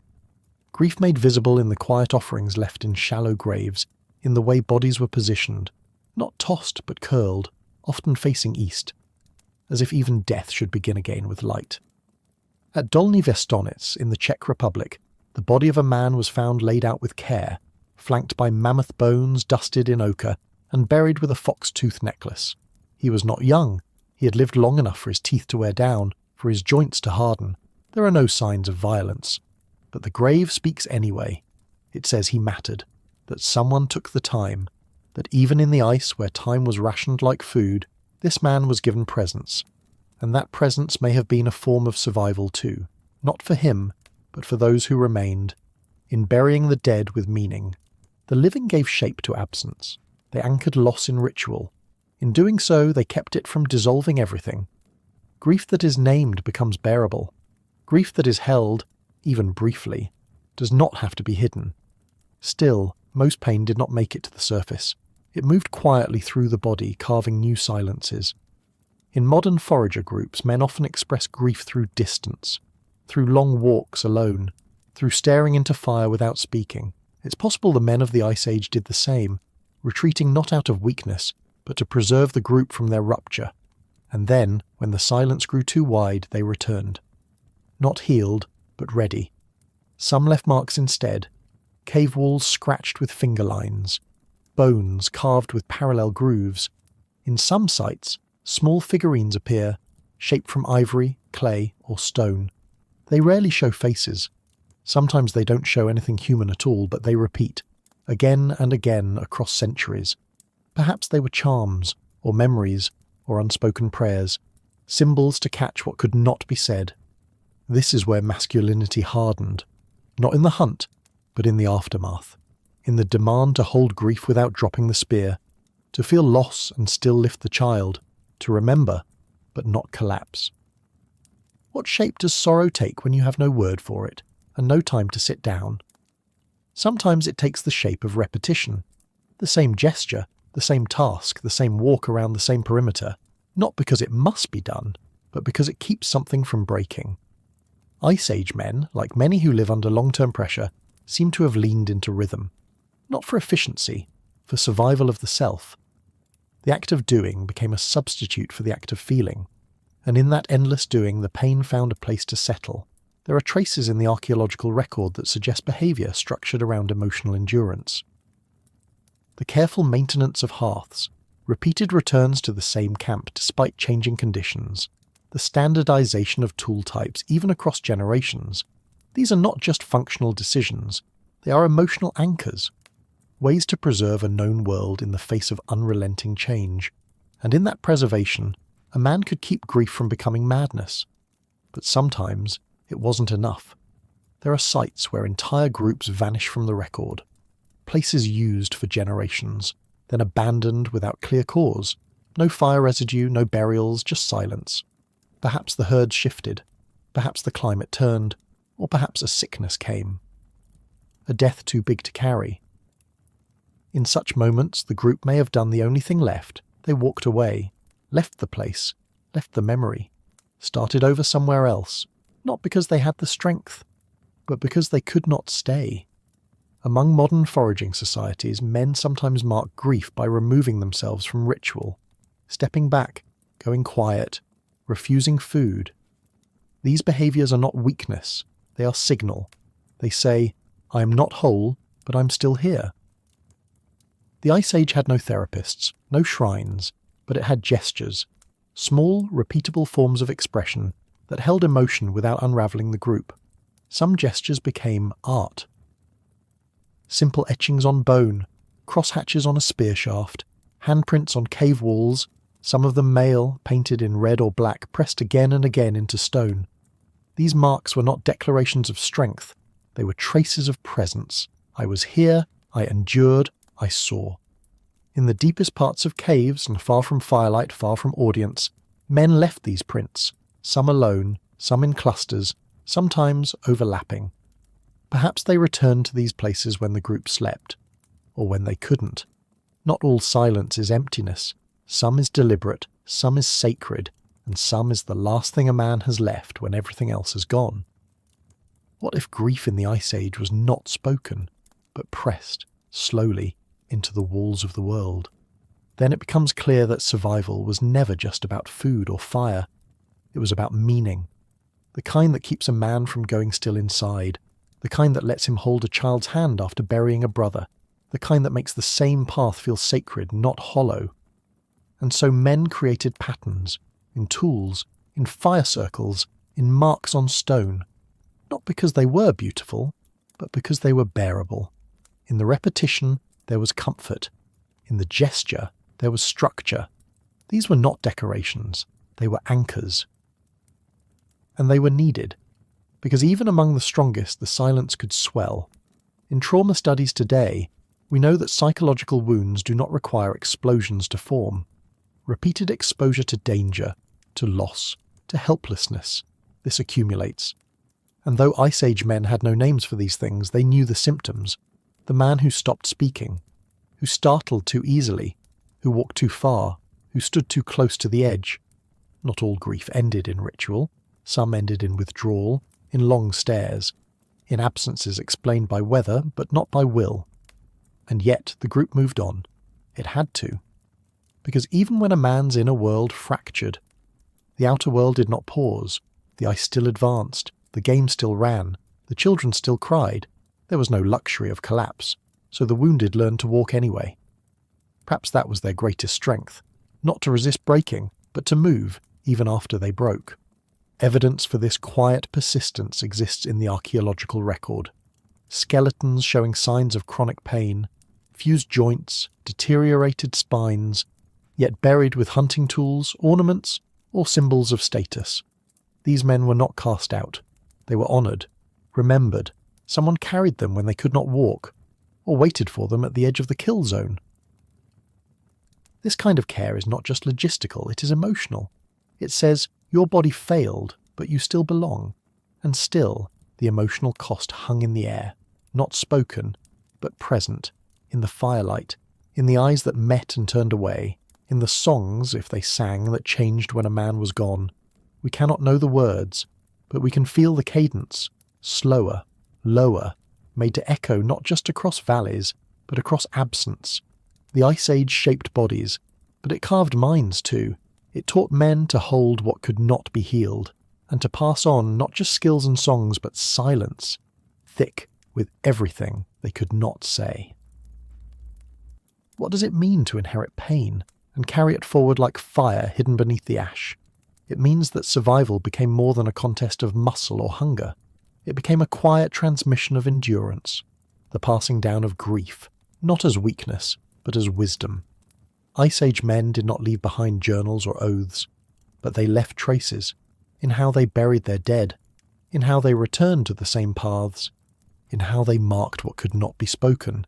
Each generation carried more than weapons. They carried memory, and sometimes memory hurt. But to remember was also to remain human. Without that, men would have become animals, reacting to death with indifference, moving past loss as if nothing had happened. That's not what the evidence shows. What we find instead are signs of effort, signs that men paused, that they acknowledged, that they built meaning, even when it cost them time or warmth or safety. The ochre, the beads, the shared fires in the dark, these were not necessities, they were declarations, that this mattered, that he mattered, that I matter still. And maybe this was the beginning of something larger, not just culture, but conscience. The slow rise of an inner world that could hold sorrow without breaking. That could absorb fear, loss, and failure, and still choose to go back out into the cold the next day.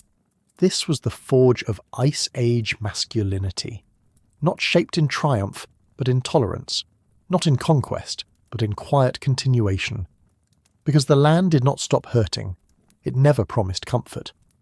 And the only answer was to endure, again and again, while holding on to something sacred.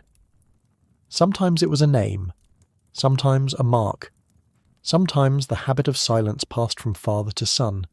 Sometimes it was the way a man placed a stone beside a grave every winter, without fail, without words. A ritual no one taught him, only remembered. And so, under the weight of cold and years, Ice Age men became keepers of both survival and sorrow. Their bones show strength, their tools show skill. But it is in the spaces between, in the gestures, in the fire patterns, in the quiet corners of painted caves, that their inner lives begin to speak. We will never know their thoughts, but we can feel the shape of their grief in the things they made, the things they carried, and the way they refused to forget.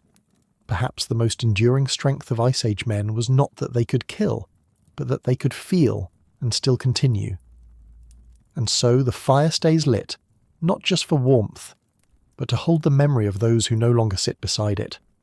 But even the fire could not promise safety, not when night fell across the steppe and the cold was joined by something older than memory. Eyes in the dark, paws on snow, the low breath of something watching. In the Ice Age, sleep was never surrender. It was a risk. Every man who closed his eyes did so with the knowledge that he might not open them, not because of dream or illness, but because a lion might come before dawn. To survive that, men had to learn how to sleep carefully, strategically, in bands and circles, in places chosen not for comfort, but for protection. The mouths of caves were not just shelter, they were choke points, a way to narrow entry, to funnel threat. Many Ice Age dwellings, when found intact, show signs of internal segmentation. Fires in the centre, sleeping spaces arranged along the back or sides, bodies curled together, not just for warmth, but for surveillance. Even in unconsciousness, proximity mattered. Who you slept beside could mean the difference between life and death. Some groups chose rock shelters or shallow depressions instead of full caves. Why? Because caves could trap too. A predator entering might block the exit, so men weighed the risk. Chose sites where they could face out, where they could feel the night air shift, where one man could see while others slept. This was not luxury. It was architecture, survival architecture, shaped by necessity, not design. And still, the predators came. There are claw marks on the walls of some ancient shelters, saber-tooth incisions, bear scrapes, deep enough to be visible thousands of years later. In one site, the remains of a man and a cave lion were found intermingled. A final struggle, a night that did not go as planned. These were not rare events. Night was alive, and men were part of its rhythm. To protect the group, sentry roles likely rotated. This is seen today in forager cultures where nighttime vigilance is shared, and no single person sleeps through an entire night without interruption. The youngest might watch first, the older men last. Firewood had to be managed, embers kept glowing, ears tuned not just to growls but to silences, those sudden absences of sound that mean something is near. The men who stayed awake didn't just guard, they memorized the dark. And even for those who slept, it was never deep, not truly. Fear left a pulse in the spine, a twitch in the limb, a dream interrupted before it could begin. Sleep for Ice Age men was not rest. It was preparation, a ritual rehearsal for whatever came next. What does it mean to sleep when the dark itself is hungry? It means the night becomes a battlefield of awareness, not with weapons, but with breath.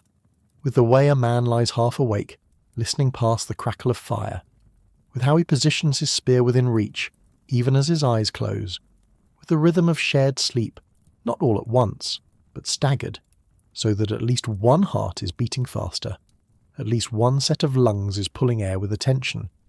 Sleep was not trust, it was a strategy. The positioning of bodies was part of that strategy. Men often slept at the outer ring of the group, especially in colder regions where their bulk offered warmth to those within. But this was not just about temperature, it was about risk. If something approached, a hyena, a leopard, a bear, it would meet them first. This outer ring was the first line of defense, not just in battle, but in dreams. To sleep in that space was to accept the weight of vigilance, even in unconsciousness. Caves and shelters often show signs of layering. Bedding materials, piles of grass, hide impressions that suggest repeat use in specific formations. These were not random. Men slept in patterns, not as a luxury, but because patterns reduced chaos. Everyone knew who would be where, who would wake whom, who was closest to the spear pile, who would tend the fire if it dropped too low. Sleep became a choreography, passed down through habit and necessity. There are few direct records of sleep from prehistory, but clues remain. In fire residues spread thinly around sleeping spaces, a sign of embers kept low and long. In charcoal scatter that suggests men moved around the fire even during the night. In footprints found deep in caves, leading into darkness, then stopping, as if someone had walked far to dream in silence, or to wake in peace, or to never return. Among modern forager societies, some of the same behaviours persist. Among the Hadza, for instance, people rarely sleep through the night without stirring. Someone is always awake, not by order, but by instinct. It is a dance of attention, a human flame flickering, always lit. This may be one of the oldest forms of social defence, not the weapon, but the watch. And yet, fear was not the only force that shaped sleep. There was also bonding, the shared fire, the quiet murmur before rest, the rhythmic breathing that signalled safety, if only for a few hours. These small moments mattered. In a world that never stopped threatening, they gave shape to calm, gave the body a reason to loosen. Even in fear, men found ways to rest, not because the dark had changed, but because they had learned how to live inside it. How do you dream, when every shadow might be real? Perhaps you don't. Or perhaps your dreams take a different shape. Sharper, faster, fleeting. Not stories, but flashes. Fire, teeth, ice. The echo of a scream you've never made. In modern neuroscience, we understand that sleep, especially REM sleep, helps regulate fear, memory, and emotional intensity. But what happens when even sleep is broken? When a man must wake every hour to feed the fire or listen for footsteps, then dreaming becomes fragmented, not less real, just more raw. It's possible that Ice Age men dreamt in fragments too, and those fragments may have carried meaning, not just to the dreamer, but to the group. In many foraging societies today, dreams are not private events.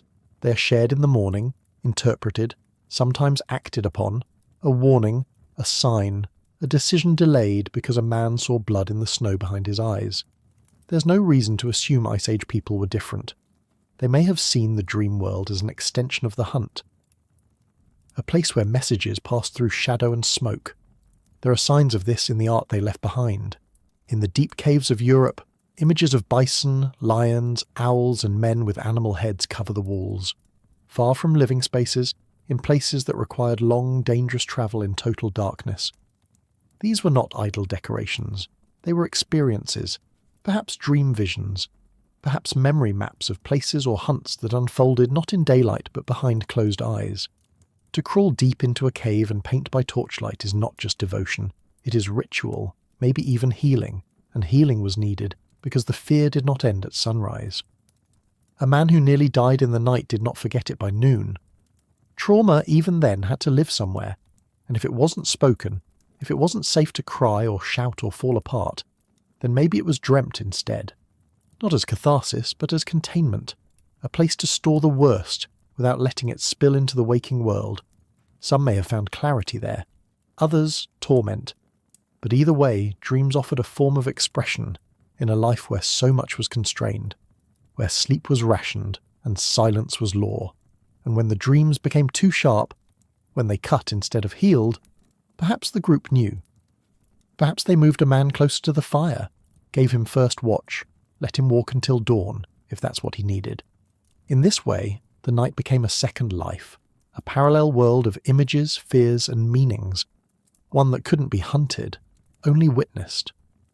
What if dreams were not an escape from danger, but the oldest way to survive it? Then perhaps fire was not just light, but a way to hold the dream world open, a tether to the living, a signal that the group was still awake, even when some of its members were not. For Ice Age men, fire was never decorative. It was a perimeter, a presence, a spell against the unseen.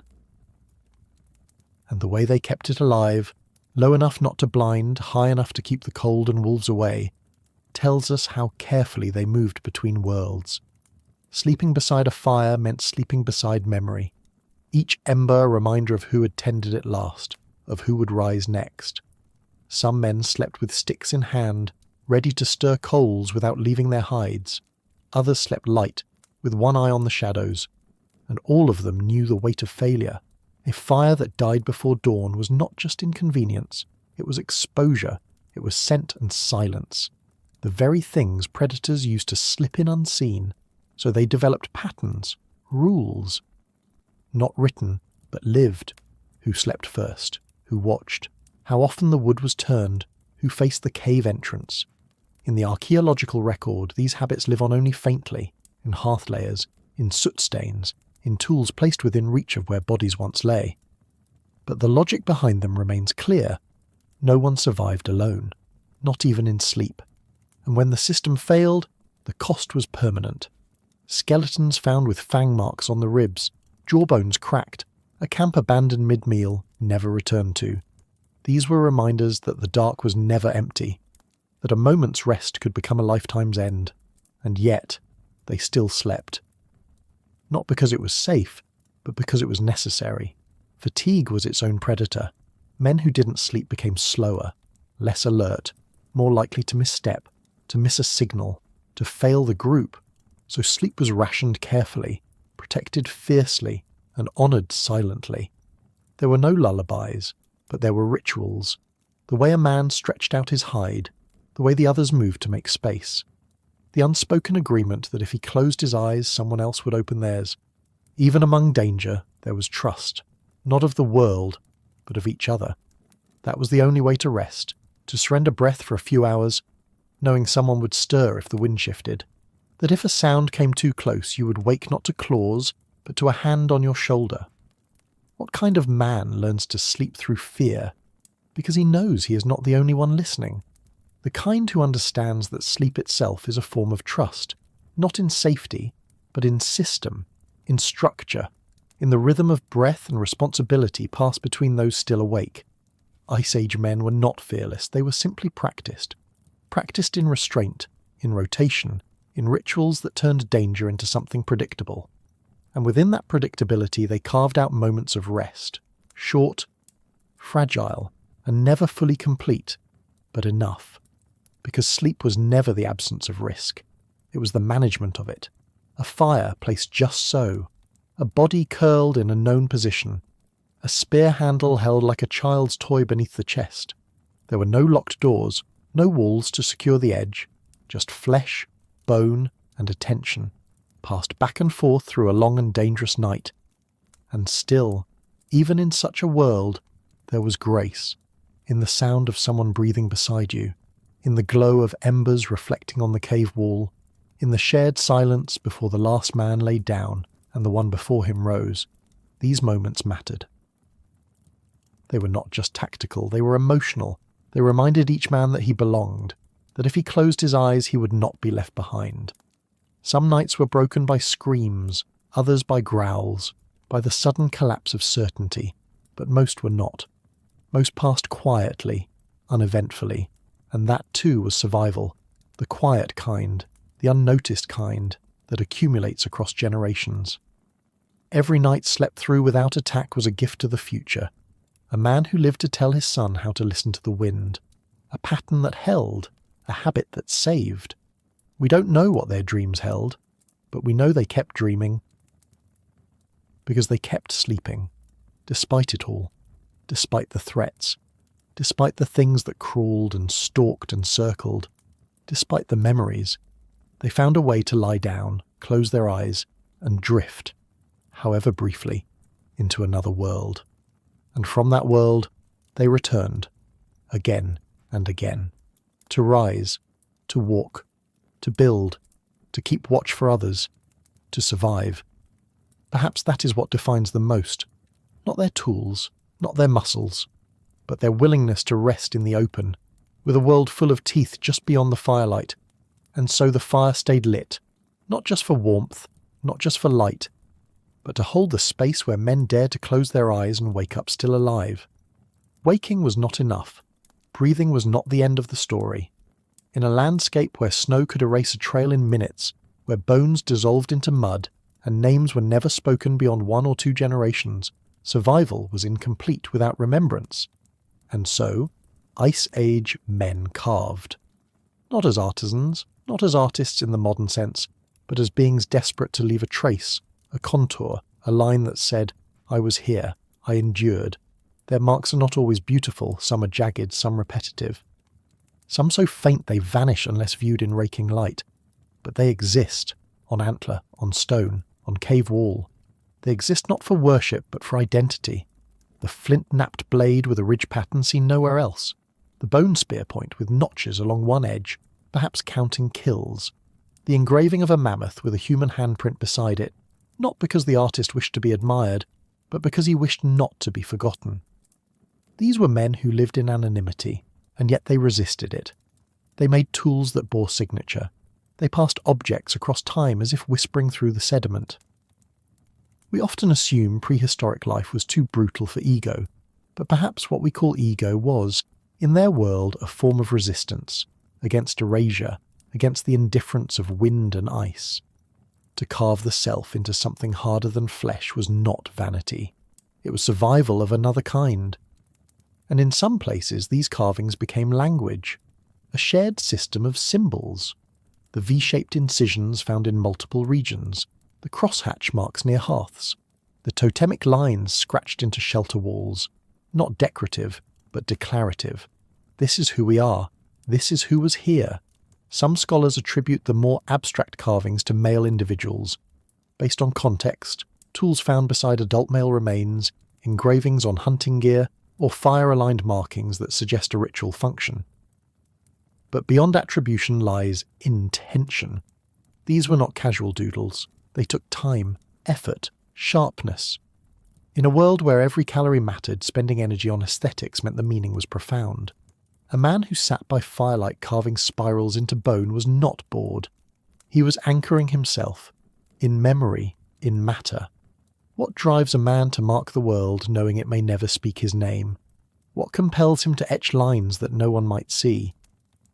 Perhaps it is the same impulse that drives us now to write, to speak, to build. Not just to exist, but to be known by someone someday, somehow. Even if that someone arrives 40,000 years too late. Still, the gesture remains. A groove in the horn of a reindeer, a spiral buried beneath layers of soot, a row of notches along a spear shaft, uneven but deliberate. These were not made for gods or for glory. They were made because the alternative was silence. Ice Age men knew, even if they could not articulate it, that to survive as a body was only part of the task.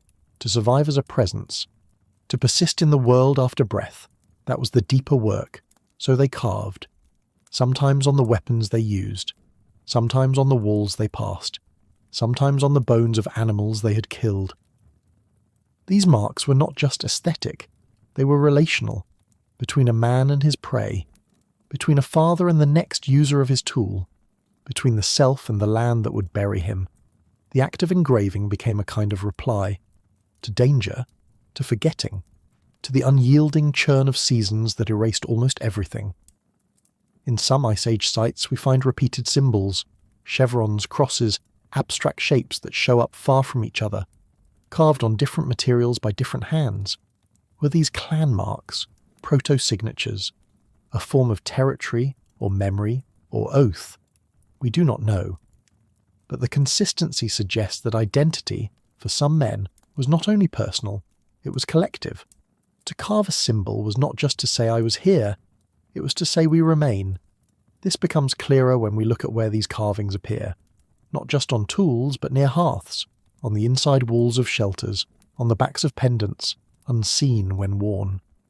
These were not performances, they were private inscriptions, messages to the future, to kin, or to no one, perhaps to the self.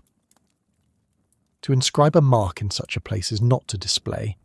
It is to embed, to wrap the identity inside the object like breath inside bone. And still, there is no vanity in these things, no names, no portraits, no grand declarations of conquest. Just marks, just patterns, repeated again and again across space and time, with the kind of quiet devotion that suggests not ambition, but longing. For what? Maybe only for the world to notice, to answer back, to remember that in the year of deep snow and the silence of the mammoth herds, someone sharpened a flint and made a line, and another, until the silence cracked just enough to echo. These echoes are what we hold now, in glass cases, in cave scans, in the stillness of museums. We do not know the names, but we know the hands, calloused, split, tired, yet still carving. What kind of man leaves behind a mark not to be seen, but so that he won't be lost? The kind of man who understands that survival is not only in the body, it is in transmission, in symbols passed from hand to hand, in the quiet inheritance of meaning. Many Ice Age men lived and died unnamed, but they did not vanish. Their carvings moved. Objects that bore their touch were carried, traded, buried, and sometimes brought back to the fire generations later. A bone with an old pattern might still hold value, even if its origin was forgotten. These artifacts became vessels of presence, not personal, but ancestral. The self, stretched across time. And this is where the line between tool and art begins to blur. A spear was not only a weapon, a carving was not only a flourish. In some cases, the very act of personalization may have made a tool more effective, not mechanically, but psychologically. A man who etched into his blade may have felt more bound to it, more focused in its use. In hostile environments, any edge, even symbolic, could matter. A decorated tool became not just an object, but a partner, a reminder of intent. This theory finds echoes in the ethnographic record. Among hunter-gatherers today, men often modify their gear with marks that serve no practical function, yet hold personal or spiritual meaning. A shape for luck, a line for lineage, a pattern known only to the maker. These markings are quiet reinforcements, ways of saying, I know this, I made this, I am part of this. The Ice Age was no different. A cold world demands connection, even if that connection must be carved into ivory instead of spoken aloud. And not all carvings were simple. Some show layering, revisions over time, new marks added to old ones. This suggests that memory itself was dynamic. Not a single event, but a palimpsest. A history built like a wall, one symbol at a time. These surfaces became maps of thought, a kind of autobiography without language. A journal kept in grooves. There are also examples of deliberate destruction. A carved object broken and buried, a marked surface scraped clean. Was this erasure, mourning, release? Whatever the cause, it shows that even absence was considered. That marks were not just made, but sometimes unmade. That Ice Age men did not only fear being forgotten, sometimes they needed to forget. And still, most of what we find remains intact. The persistence of these small gestures across millennia tells us something fundamental, that even amid starvation, danger, and cold, men found time to leave signs. They did not always need to be seen, only known, only held.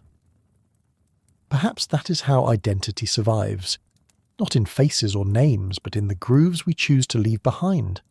Some of those grooves weren't meant to be seen at all. They were hidden beneath other materials, burned, buried. Worn next to the skin until the lines faded. But fading did not mean failure. The act of carving, of deciding something deserved to be marked, was its own kind of permanence. In this way, Ice Age men practiced a form of survival that went beyond injury or hunger. They protected themselves in memory. Even if the world erased everything else, the gesture itself had weight. Some marks took the shape of animals, not just prey but predators, lions, bears, serpents, sometimes rendered with care, sometimes distorted, as if emerging from a half-formed vision. These might have been warnings or lessons, or attempts to absorb the essence of the creature. When a man carved the beast that had almost killed him, was he honouring it? Was he trying to understand it? Or was he claiming his survival? There is no answer. Only the trace of thought burned into bone. Other carvings were more abstract. Lines crossing lines, spirals, ladders, repetitions that seemed to echo rhythms of walking, breathing, fire crackling. Some archaeologists propose that these were early meditations, not in silence but in shape. A way to hold focus when speech was not enough. To carve a spiral in ivory with a flint blade is not efficient. It is not productive. It is devotional. It requires stillness, repetition, intention. In that sense, these marks are as close to prayer as anything we can still touch. And in some cases, the carving may have come after loss. Objects left beside the dead. Blades with etched handles, pendants with markings. Tools that had clearly been used but were now offered up in stillness. This was not about utility. It was about presence. To bury a carved tool with a fallen brother was to say, "You are not just gone, you are carried." The object held both use and meaning. It spoke on behalf of the one who no longer could. Even in death, the marks endured. Some of the best preserved engravings are found in graves, protected from weather, wrapped in soil. When unearthed, they remain sharp, intact. A message that was never meant for us, yet still found its way here. This continuity is not accidental. It is testament to the man who chose to mark, to the hand that held the tool, to the moment when breath paused long enough for thought to become pattern. These were not decorations. They were declarations, not of power but of presence. A man may be gone, but if he carved, he left something that says I was not only alive, I was aware, and that awareness mattered. In a world where injury came quickly and remembrance came slowly, if it came at all, the decision to shape the world, even slightly, was an act of resistance. Not against death itself, but against its finality. These men didn't live long on average. They broke. They bled. They disappeared into ice and river and ash. But through the grooves they left behind, we know they once paused, considered, chose. To carve is to interrupt time. It is to slow the present long enough to impress meaning into the future. For Ice Age men, surrounded by a world in constant motion, of herds, storms, migrations, threats, carving may have been the only moment they fully owned. Not just action, reflection, the mark of a self not merely reacting but reaching. And though these marks rarely formed language, they still spoke. They spoke of thought, of intention, of memory. When a flint blade catches the edge of bone and leaves behind a pattern, just says, I saw this, I touched this, I made this different than it was before, even if no one else sees it, even if it is buried, even if it fades. Not every man carved, some left no physical trace. But even that silence is part of the story. Survival had many forms. Some built shelters, some broke trails. Some watched, some marked. The act of carving was not better, only visible, and in being visible it gives us a bridge, a way to reach backward through unspoken millennia and touch the mind of another man who faced the cold and chose to speak anyway, without words. Perhaps that is what makes these carvings sacred, not their perfection, but their persistence. They were not made in ease. They were made under duress, in hunger, in fatigue, in pain, and still they were made. That is their power, not beauty, not clarity, but endurance. Even now, when we run our fingers across those old grooves, we do not erase them, we renew them. We bring breath back to the pattern, we continue a dialogue that began before memory and may never end. That is how identity survives, not in fame, but in form, not in speech, but in shape. The man is gone, the clan is scattered, the land has changed, but still, the line remains, and somewhere, in that line, his name is written, not in letters, but in the patience it took to leave it behind. What happens when there is no one left to carve? When the hand stills not from age, but from extinction? When the line breaks? This is not myth, not poetry, it is fact, encrypted in blood. Hidden in the fragile loops of DNA that each of us carry. There, between the strands, is a silence no one speaks about. The missing names, the vanished lines, whole branches of the male tree that once walked, hunted, carved, and then disappeared. Not gradually, not with grace, but abruptly, as if something chose them, or unchose them. Geneticists call it a bottleneck, but that word is too smooth, too clean. What it means is this. Around 50,000 years ago, something happened that erased most male lineages from the earth. Not all humans, just men. Women passed on mitochondrial lines broadly. But the Y chromosome, it narrowed. Collapsed, went silent. A sudden pruning of ancestral possibility, a collapse of voices, and this was not the only time. The genetic record reveals multiple events like this, moments when, across continents, male genetic diversity plunged, not slowly, but like a cliff. From many to few. Why? There is no single answer. Perhaps climate, which shattered food webs and split groups apart. Perhaps warfare.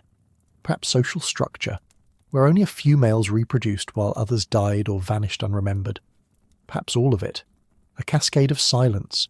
The bones do not tell us everything, but some speak. In layers dated to these time frames, there are sites with overwhelming male fatalities, trauma patterns, overkill, whole groups buried, no signs of survival. In others, there is only absence, A camp once inhabited, now empty. A line once carried, now cut. What we know is this.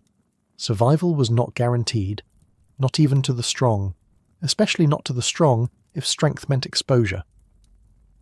Ice Age men lived close to the edge, of cold, of hunger, of conflict, and the edge gave no mercy.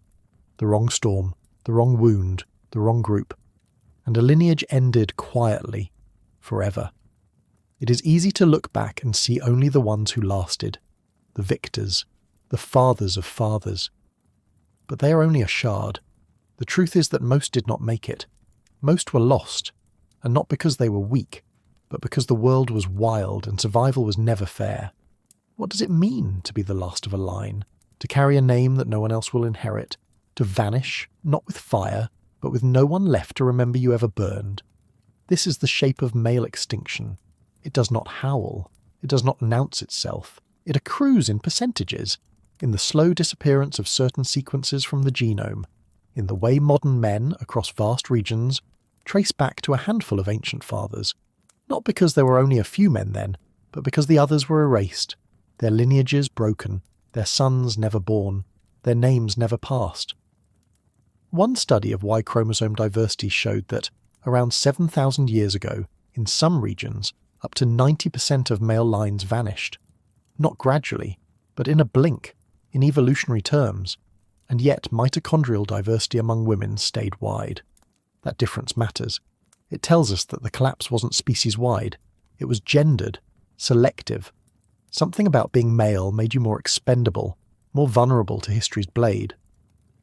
Why? The causes are layered. Some are ecological. As climates shifted and ice retreated, the hunting strategies that once favoured endurance and high-risk cooperation may have turned deadly. Men travelled farther, exposed themselves longer.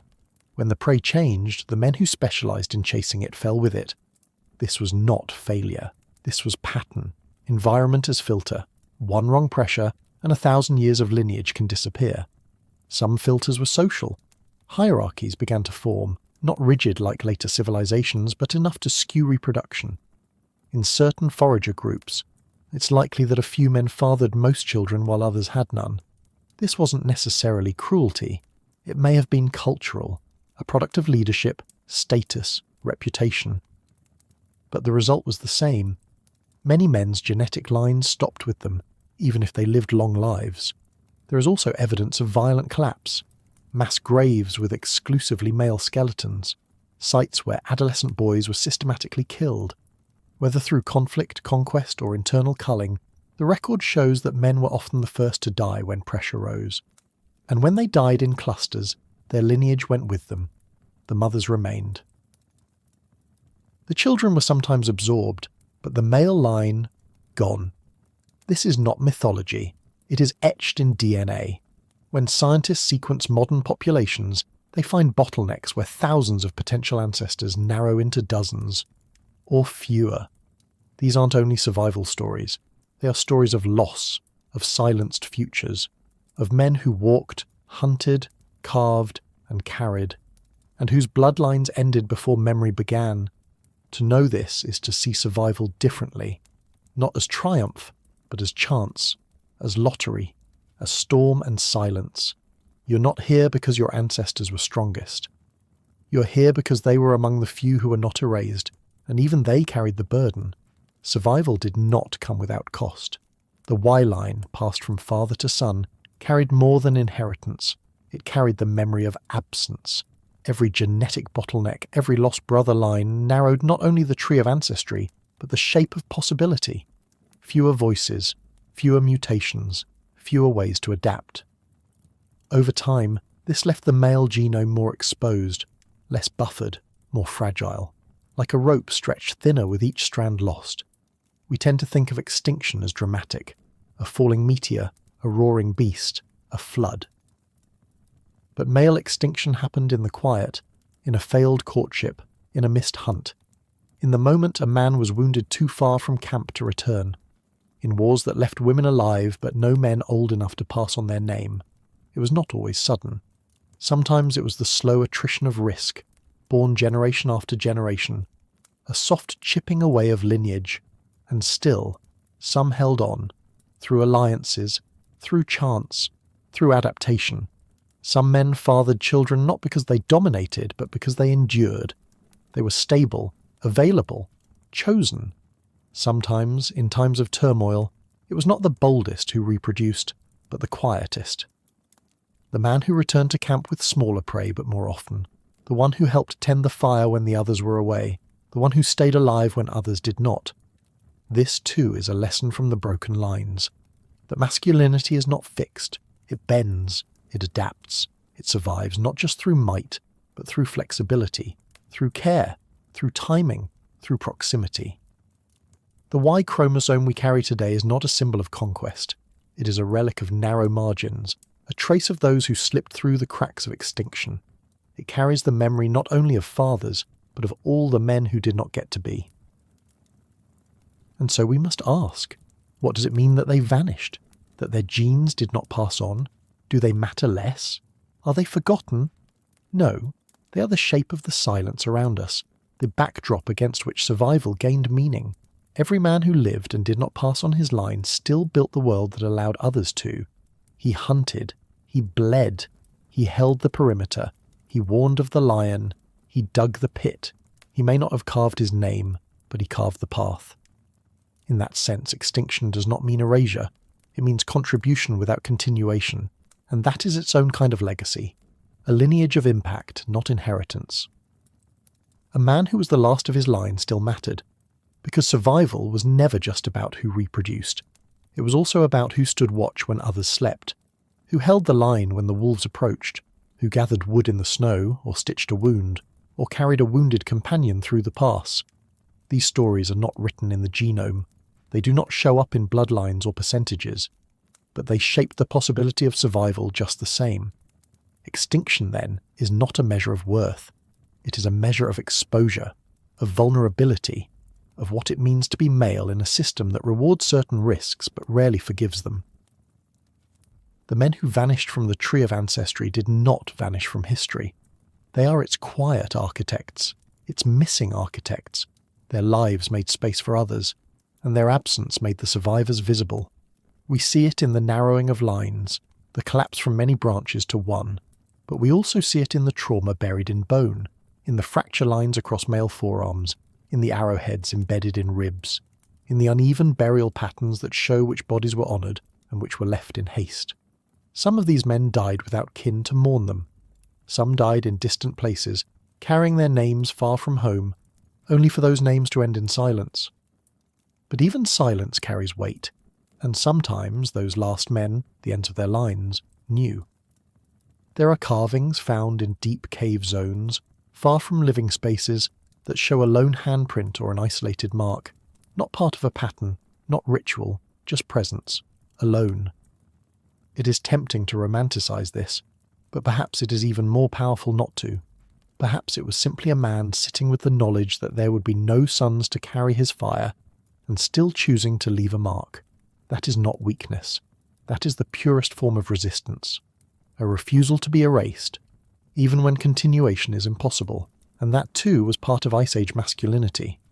The courage to face erasure without panic, without performance, to meet the end of the line and still contribute something, not to genes but to memory, to myth, to the unspoken heritage of what it means to endure. Because the truth is, most lines end. Statistically, genetically, eventually, almost every male lineage that ever lived has gone silent. The branches we follow today are just those that pass through a narrow gate. That gate was not a reward.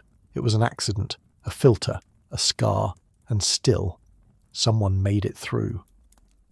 Carrying not just their own story, but the weight of all those who didn't. That is the inheritance we carry now. Not pride, but memory. Not dominance, but persistence. We are the result of narrow corridors and vanished crowds. Every man alive today stands on a foundation built just as much by absence as by ancestry.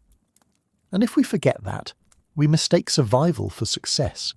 We imagine continuity where there was once collapse. The truth is sharper.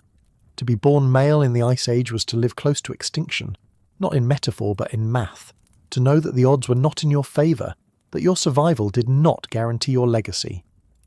that no matter how hard you worked, how far you travelled, how many beasts you brought down, your line could still vanish in a single season of frost or fever or war. And yet they kept going. The men of the Pleistocene carved and hunted and taught, not because they were sure of being remembered, but because the act itself was worthwhile. A gesture of meaning in a world that offered no guarantees. The marks they left, on tools, on walls, on the bones of animals and sometimes themselves, were not declarations of triumph. They were quiet proofs of presence, of having existed at all. That's what makes the missing lines so haunting. They were here, and then they weren't. They carried fire, they sang, they made things with their hands, they survived storms and buried their dead and stood watch in the dark. And then, one day, the chain ended. A child not born, a name not passed, a silence that stretched forward, generation by generation, until only the absence remained. But absence is not emptiness. It is outline, it is contour, it is the shape that allows presence to be seen. The vanished men, the extinct lines, are part of our story not because they lasted, but because they did not. Because their ending reminds us of the narrow ledge we stand on still. And so, to look at the surviving Y chromosome lines is not to see power. It is to see fragility, to see how close we came to vanishing. How often the future trembled on the edge of oblivion, and how many times it was only luck, or love, or shelter, or mercy, that pulled a line back from the brink. When the line broke, it did not end the story. It reshaped it. It asked a harder question. Not just, who survived? But, what does survival mean when so many did not? And what do we owe to the ones whose names we will never know? Perhaps we owe them this, the question of what comes next, because survival is not a static thing. It mutates, just like the land it depends on. And when the ice began to retreat, the shape of survival began to shift. Glaciers pulled back in stuttering rhythms, revealing valleys drowned in meltwater, new forests unfurling, old prey dissolving into memory. The climate softened, but not gently. It fractured, stuttered, and with it, the patterns of life that had sustained men for tens of thousands of years began to fail. The megafauna vanished.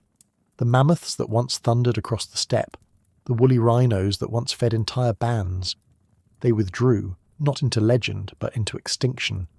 And the men who had once followed them, patterned their identity around them, now found themselves out of sync with the world that remained. Strength, size, endurance, the very traits that had carved one kind of man, became less central, not useless, but unmoored from their old purpose. In place of giants came swarms, hares, birds, fish. The hunt turned from spectacle to subtlety. Toolkits adapted. Where once broad, fluted spear points dominated, now came microliths, barbed arrows, nets and traps. A quieter kind of killing. Less glory, more yield. Men who had once sprinted across tundra now crouched by rivers, or moved silently through undergrowth, listening for feathers, watching for footprints. The tempo of survival had changed, and with it the tempo of manhood. Even food itself began to shift. It was no longer only about flesh. There were nuts to store, roots to dig, grains to scatter. Men began to preserve, to plan, to spend longer in one place, to trade movement for memory.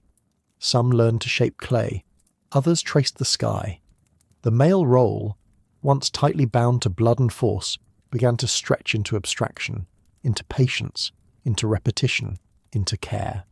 This was not universal. The shift unfolded unevenly, rippling across continents in waves. Some bands clung to the old ways, their tools and tempo unchanged, but others bent, and in bending, endured. Those men passed their skills on not through ritualized bravado, but through quieter instruction, through firelight demonstration, through the first hints of settlement, through teaching not how to kill, but how to stay. And this is where the deeper transformation began. Not only in muscle or in tool, but in identity. Men began to define themselves not just by what they hunted, but by what they built, what they preserved, what they remembered. The cold had forged a body, but the melting asked for something else, a mind that could see beyond today's hunger. a hand that could shape not only weapons, but symbols. A new kind of man was beginning to appear, not stronger, but different. Different not in how he bled or burned calories, but in what he noticed, in what he carried forward, in what he passed down not through lineage but through repetition, through attention, through culture. Because as the earth thawed, time itself began to feel slower, less dictated by hunger, more guided by rhythm. And in that space, that slackening of urgency, something astonishing happened. Men began to stay. Not all at once, not everywhere, but in some places the pattern of motion fractured. Where once they followed herds, now they began to follow cycles of plants, of fish, of season and soil. They mapped the behaviours of birds. They watched the sky not just for storms but for signs. The first stones were placed not as weapons but as boundaries, markers, memory made visible. This was not yet farming, but it was something ancestral to it, a soft tethering of man to place. And with place came a new kind of pressure. In motion there is escape, but in staying there is structure, and structure demands roles. Men, who had long been generalists of survival, hunters, builders, fighters, began to specialise. Some grew adept at shaping tools no longer just for killing, but for crafting. Others memorised seasonal cues or practised healing. These were not professions, not yet, but they were seeds. The beginning of differentiated male identity not just by age or strength, but by contribution. This was the birth of symbolic masculinity. In Firelight the stories changed. They still honoured endurance, still praised bravery. But they also began to include wisdom, insight, a man who could foresee the winter, who could dream a path before it existed. Around the same time, male figures appear more frequently in symbolic contexts, etched into bone, modelled in clay, carved in stone, sometimes paired with animals, sometimes wearing masks, sometimes ambiguous, but always there, not as dominance, but as memory, as representation. This suggests something subtle, a shift from surviving to being remembered, from reacting to shaping. Men began not only to adapt to the world, but to interpret it, to encode experience into form, into rhythm, into line, into myth. The tool became message, the gesture became ritual, and in that layering something internal began to shift. It was no longer enough to endure the cold, one had to leave a trace. But this trace was different from the handprint of a man who knew he would be the last of his line. This was not elegy. This was legacy. The ice had stripped life down to bone and breath, but the thaw brought choices, and in those choices the definition of manhood stretched. Not weaker, not softer, just wider. And in that widening, the story of men became more than survival. It became meaning, not imposed from above, but carved from within. This new kind of man was not born overnight. He emerged slowly, layered in habit, necessity and vision. One change gave rise to another. As the megafauna disappeared and the hunt became less central, the emotional world of men began to shift as well. No longer defined solely by danger and adrenaline, male identity found new anchors in rhythm, in relationship, in repetition. Some of the oldest musical instruments in the archaeological record come from this time. Flutes made from bird bone, drums carved from hollow wood and stretched hide. These weren't made for combat or coordination in battle. They were made for something else, for echo, for trance, for shared attention, for gathering under stars not to plan a hunt, but to experience sound together. This too was survival, a different kind, not through force, but through cohesion. Men, once scattered across the landscape in pursuit of game, began to gather more regularly. Sites like Göbekli Tepe, built before agriculture, suggest a kind of ritual centrality. Male figures are prominent in the iconography, not dominating but integrated, part of a symbolic system where masculinity was no longer purely functional, but ceremonial. This doesn't mean society became patriarchal. It means male roles expanded to include meaning-making. With this expansion came a deeper emotional complexity. For to remain in one place, to build something that outlasts the body, is also to become more vulnerable. Bonds grow, so do losses. A man rooted in place becomes exposed in new ways, to grief, to memory, to the consequences of his own actions, and yet he stays. He tends the fire, he shapes the tool, he teaches the boy, he marks the stone. This emotional labour, quiet, unspoken, was as critical as any spear. Because in a world no longer governed by constant movement, the human mind needed new scaffolding, stories, symbols, routines, and men, far from being purely physical actors, became builders of those frameworks, not alone, not in opposition to women, but as part of a shifting pattern of survival where identity itself became a shared inheritance. We see this in burial sites where grave goods become more complex. Men are interred not just with weapons, but with carvings, pigments, tokens, objects that suggest status, yes, but also story, memory, roles beyond utility, perhaps teacher, perhaps guide, perhaps elder. So the man who once ran after mammoths now sits beside a child, pressing ochre into the child's palm. He shows him how to grind pigment, how to chip stone, not because the child must survive tomorrow, but because he must remember what came before. This too is a kind of masculinity, one not forged in blood, but in the soft transfer of knowledge. And yet it was no less demanding, because to teach is also to reflect. To guide another through the slow arc of learning requires patience, restraint, and memory. It demands a different kind of courage, not the courage to charge, but the courage to stay still, to remain present across seasons, and to witness the changes not just in the world, but in the people beside you. Men who had once lived in a constant state of reaction, to prey, to weather, to threat, now had to cultivate response. They had to become stewards of time rather than merely survivors within it. This shift is visible in the archaeological record not just through tools and art, but through architecture. Hearths became more central. Storage pits appeared. Settlement traces expanded in duration. And as permanence took root, so too did new emotional obligations. To stay in one place is to live with the consequences of your actions. To be remembered not for the kill, but for the consistency. For showing up day after day, even when the hunt was gone. In some cultures, this role crystallized into new forms of male responsibility. Keepers of fire, of stories, of shared rhythm. Men became more than muscle, they became continuity. This redefinition was not universal, nor was it always smooth. Old instincts remained. Violence did not vanish. Competition still surfaced, especially in regions where resources grew scarce. But even these conflicts began to take on more symbolic structure, mediated through ritual, expressed through performance, constrained by group memory. The raw edge of survival had been dulled, and in its place grew something more refined: social resilience. This was a different kind of survival, slower but no less vital, a survival of structure, a survival of meaning, and men who had once thrived on motion now had to learn to thrive on rhythm. On seasons that repeated, on stories told again and again beside the same fire. This is when the father, the elder, and the ancestor began to emerge as roles of masculine significance.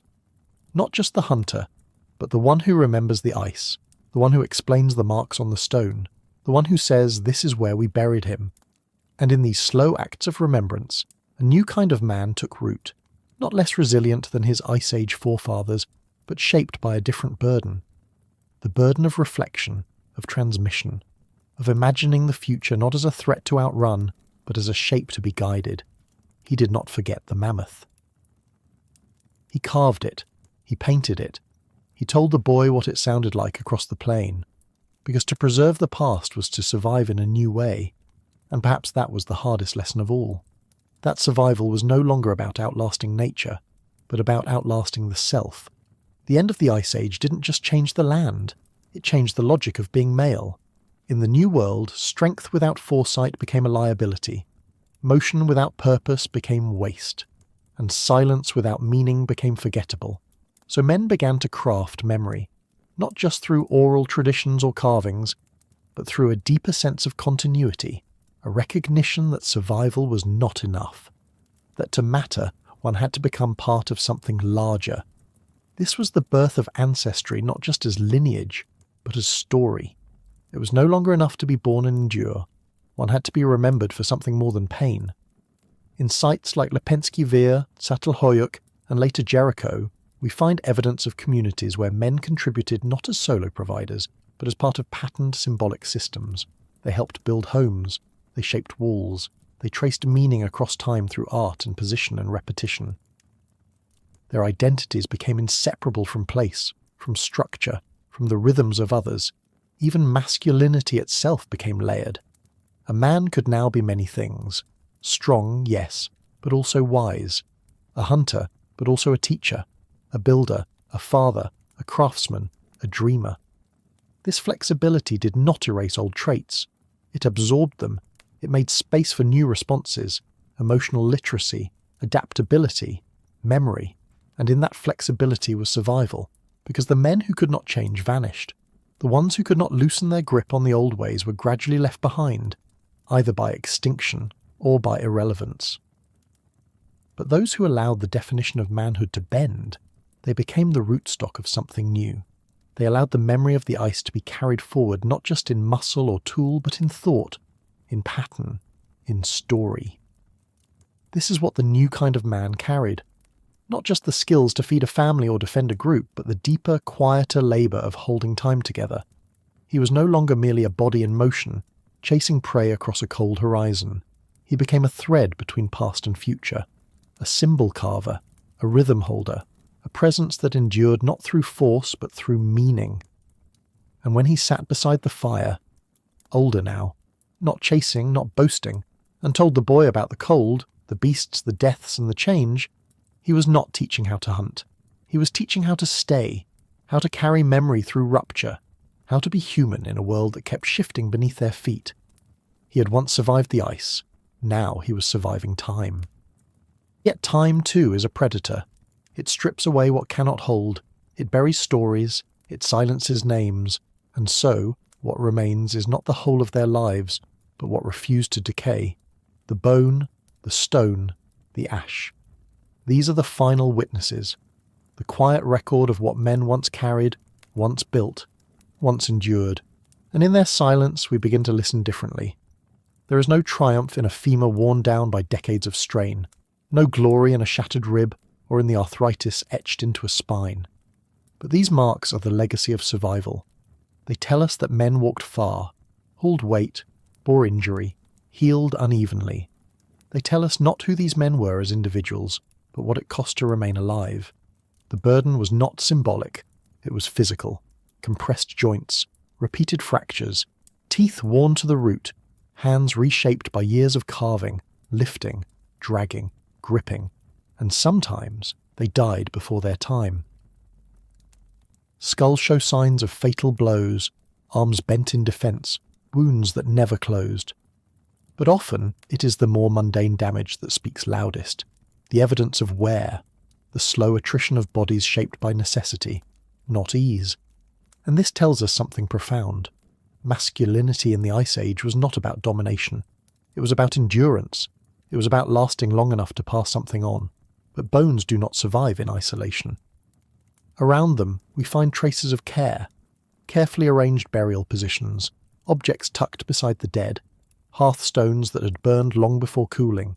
And it is here, in these quiet arrangements, that another kind of legacy emerges. Not just the story of pain, but of meaning, of intentional space, of design. For Ice Age men were not only shaped by the cold, they shaped their world in return. They placed stones in patterns. They cleared floors. They angled shelters toward the sun.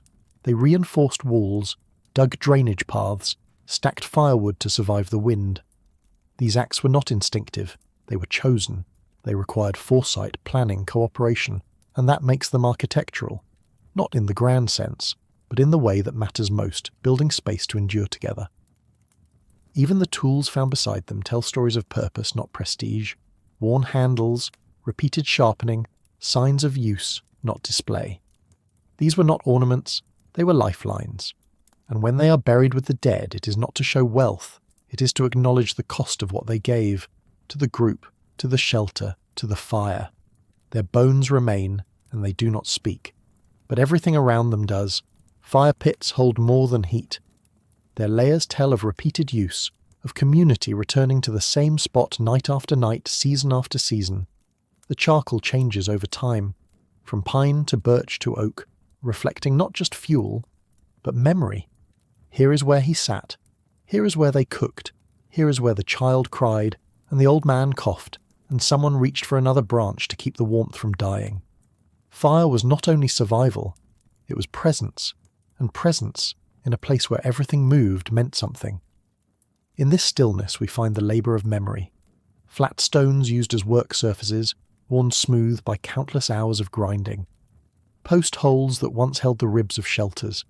Midden heaps where discarded bones reveal not just diet but rhythm. How often the hunt succeeded, how many mouths needed feeding, what was saved and what was shared. These are the traces not of chaos, but of system. Hidden under soil, they tell us that Ice Age men did not merely react to nature.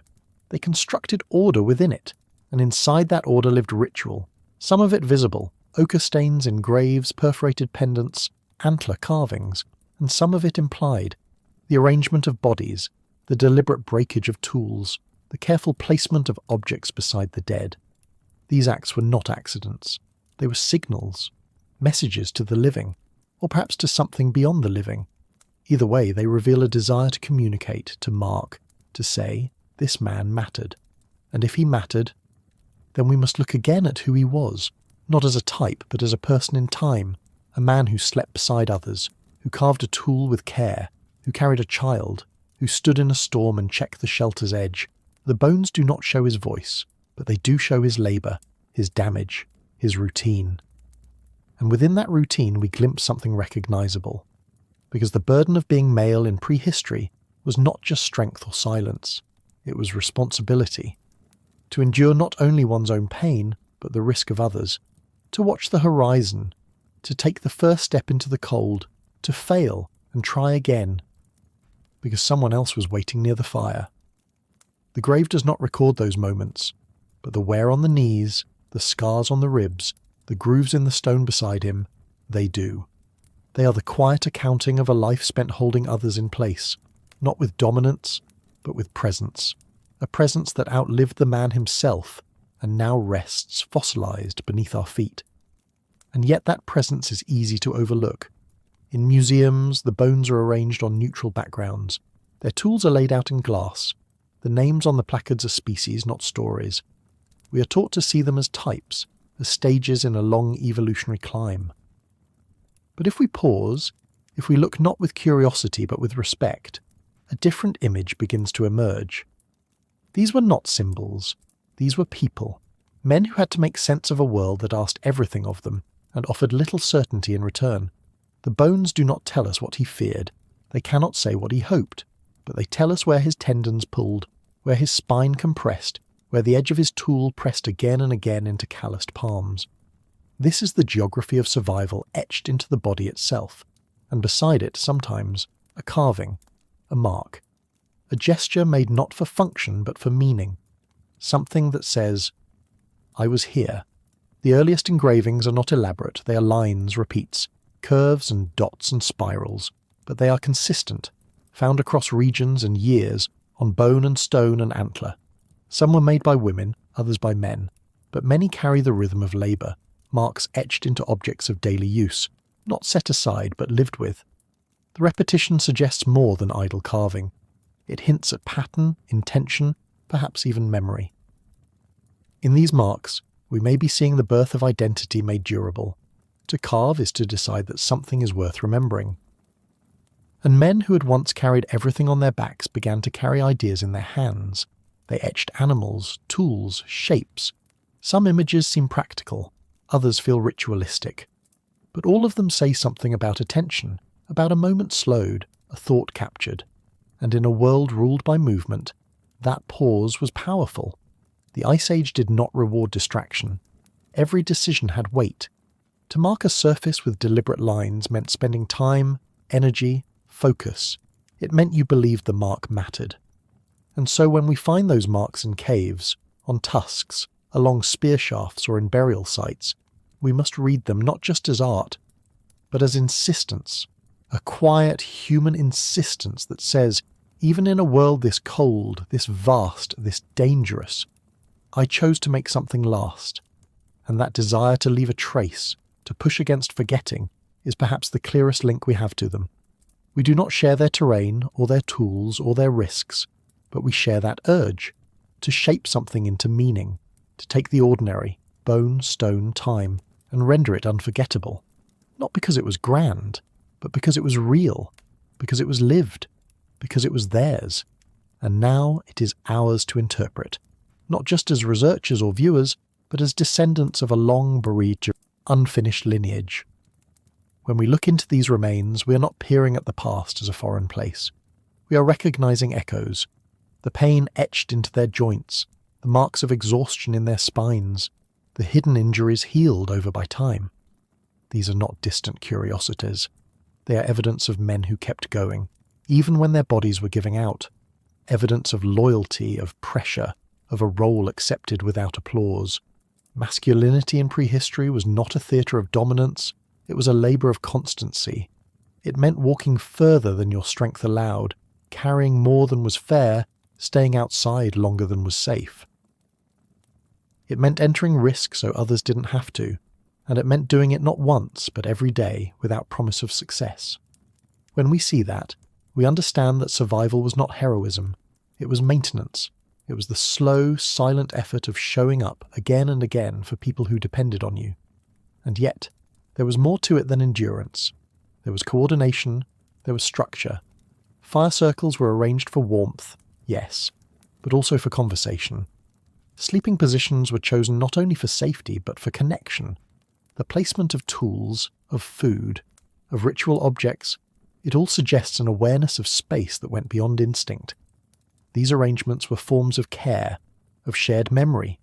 They were how men made environments feel familiar in a world that was constantly changing. In that familiarity came resilience.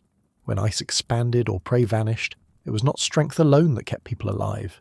It was knowledge passed from one man to the next, how to brace a shelter, how to read tracks in thawing ground, when to move and when to stay.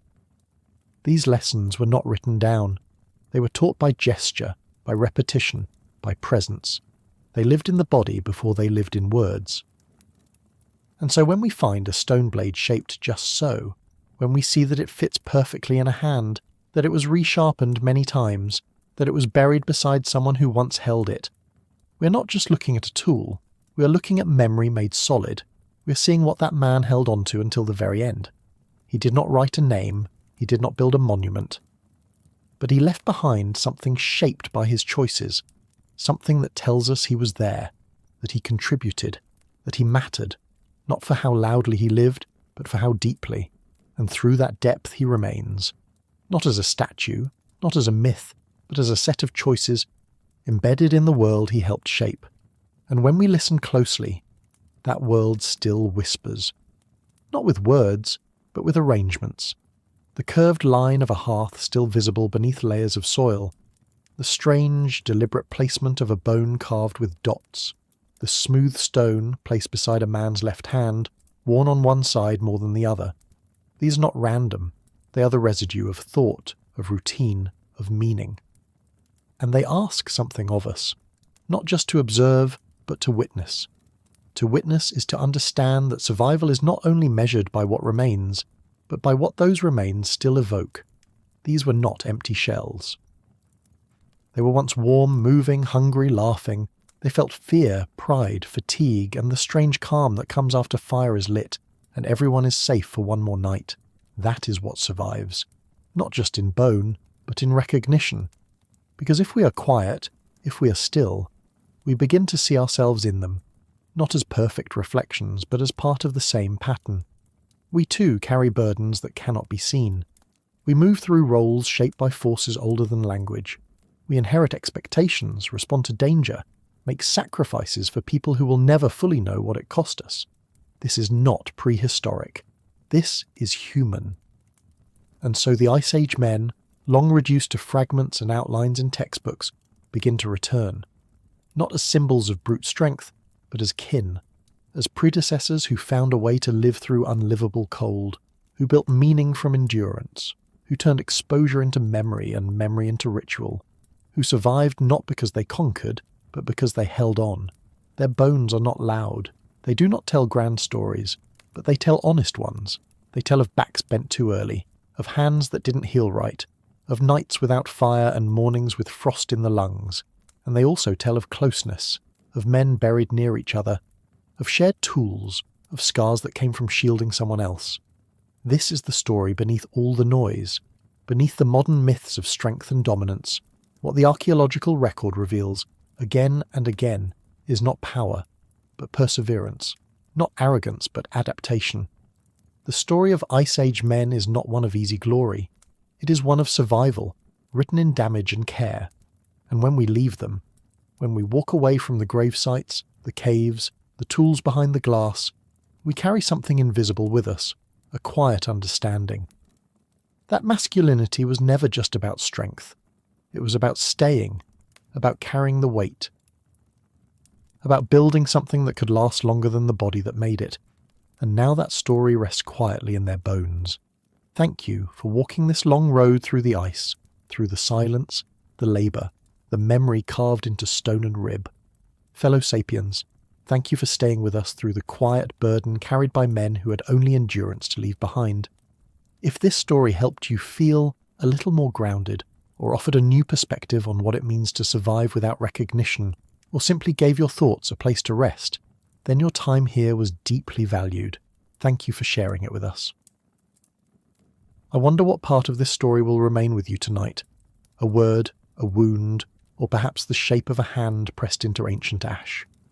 Whether it was the mark left by a worn blade in a man's palm, the soundless message of a grave's arrangement, or the memory of fire shared in the dark, these fragments are what quietly connect us across time. If something stayed with you, feel free to leave it in the comments, not as a reply, but as a quiet offering to others on the same path. If you'd like to keep travelling through stories like this, consider subscribing. There are more forgotten roads to follow, and more echoes waiting to be uncovered. Until next time, stay curious, stay thoughtful,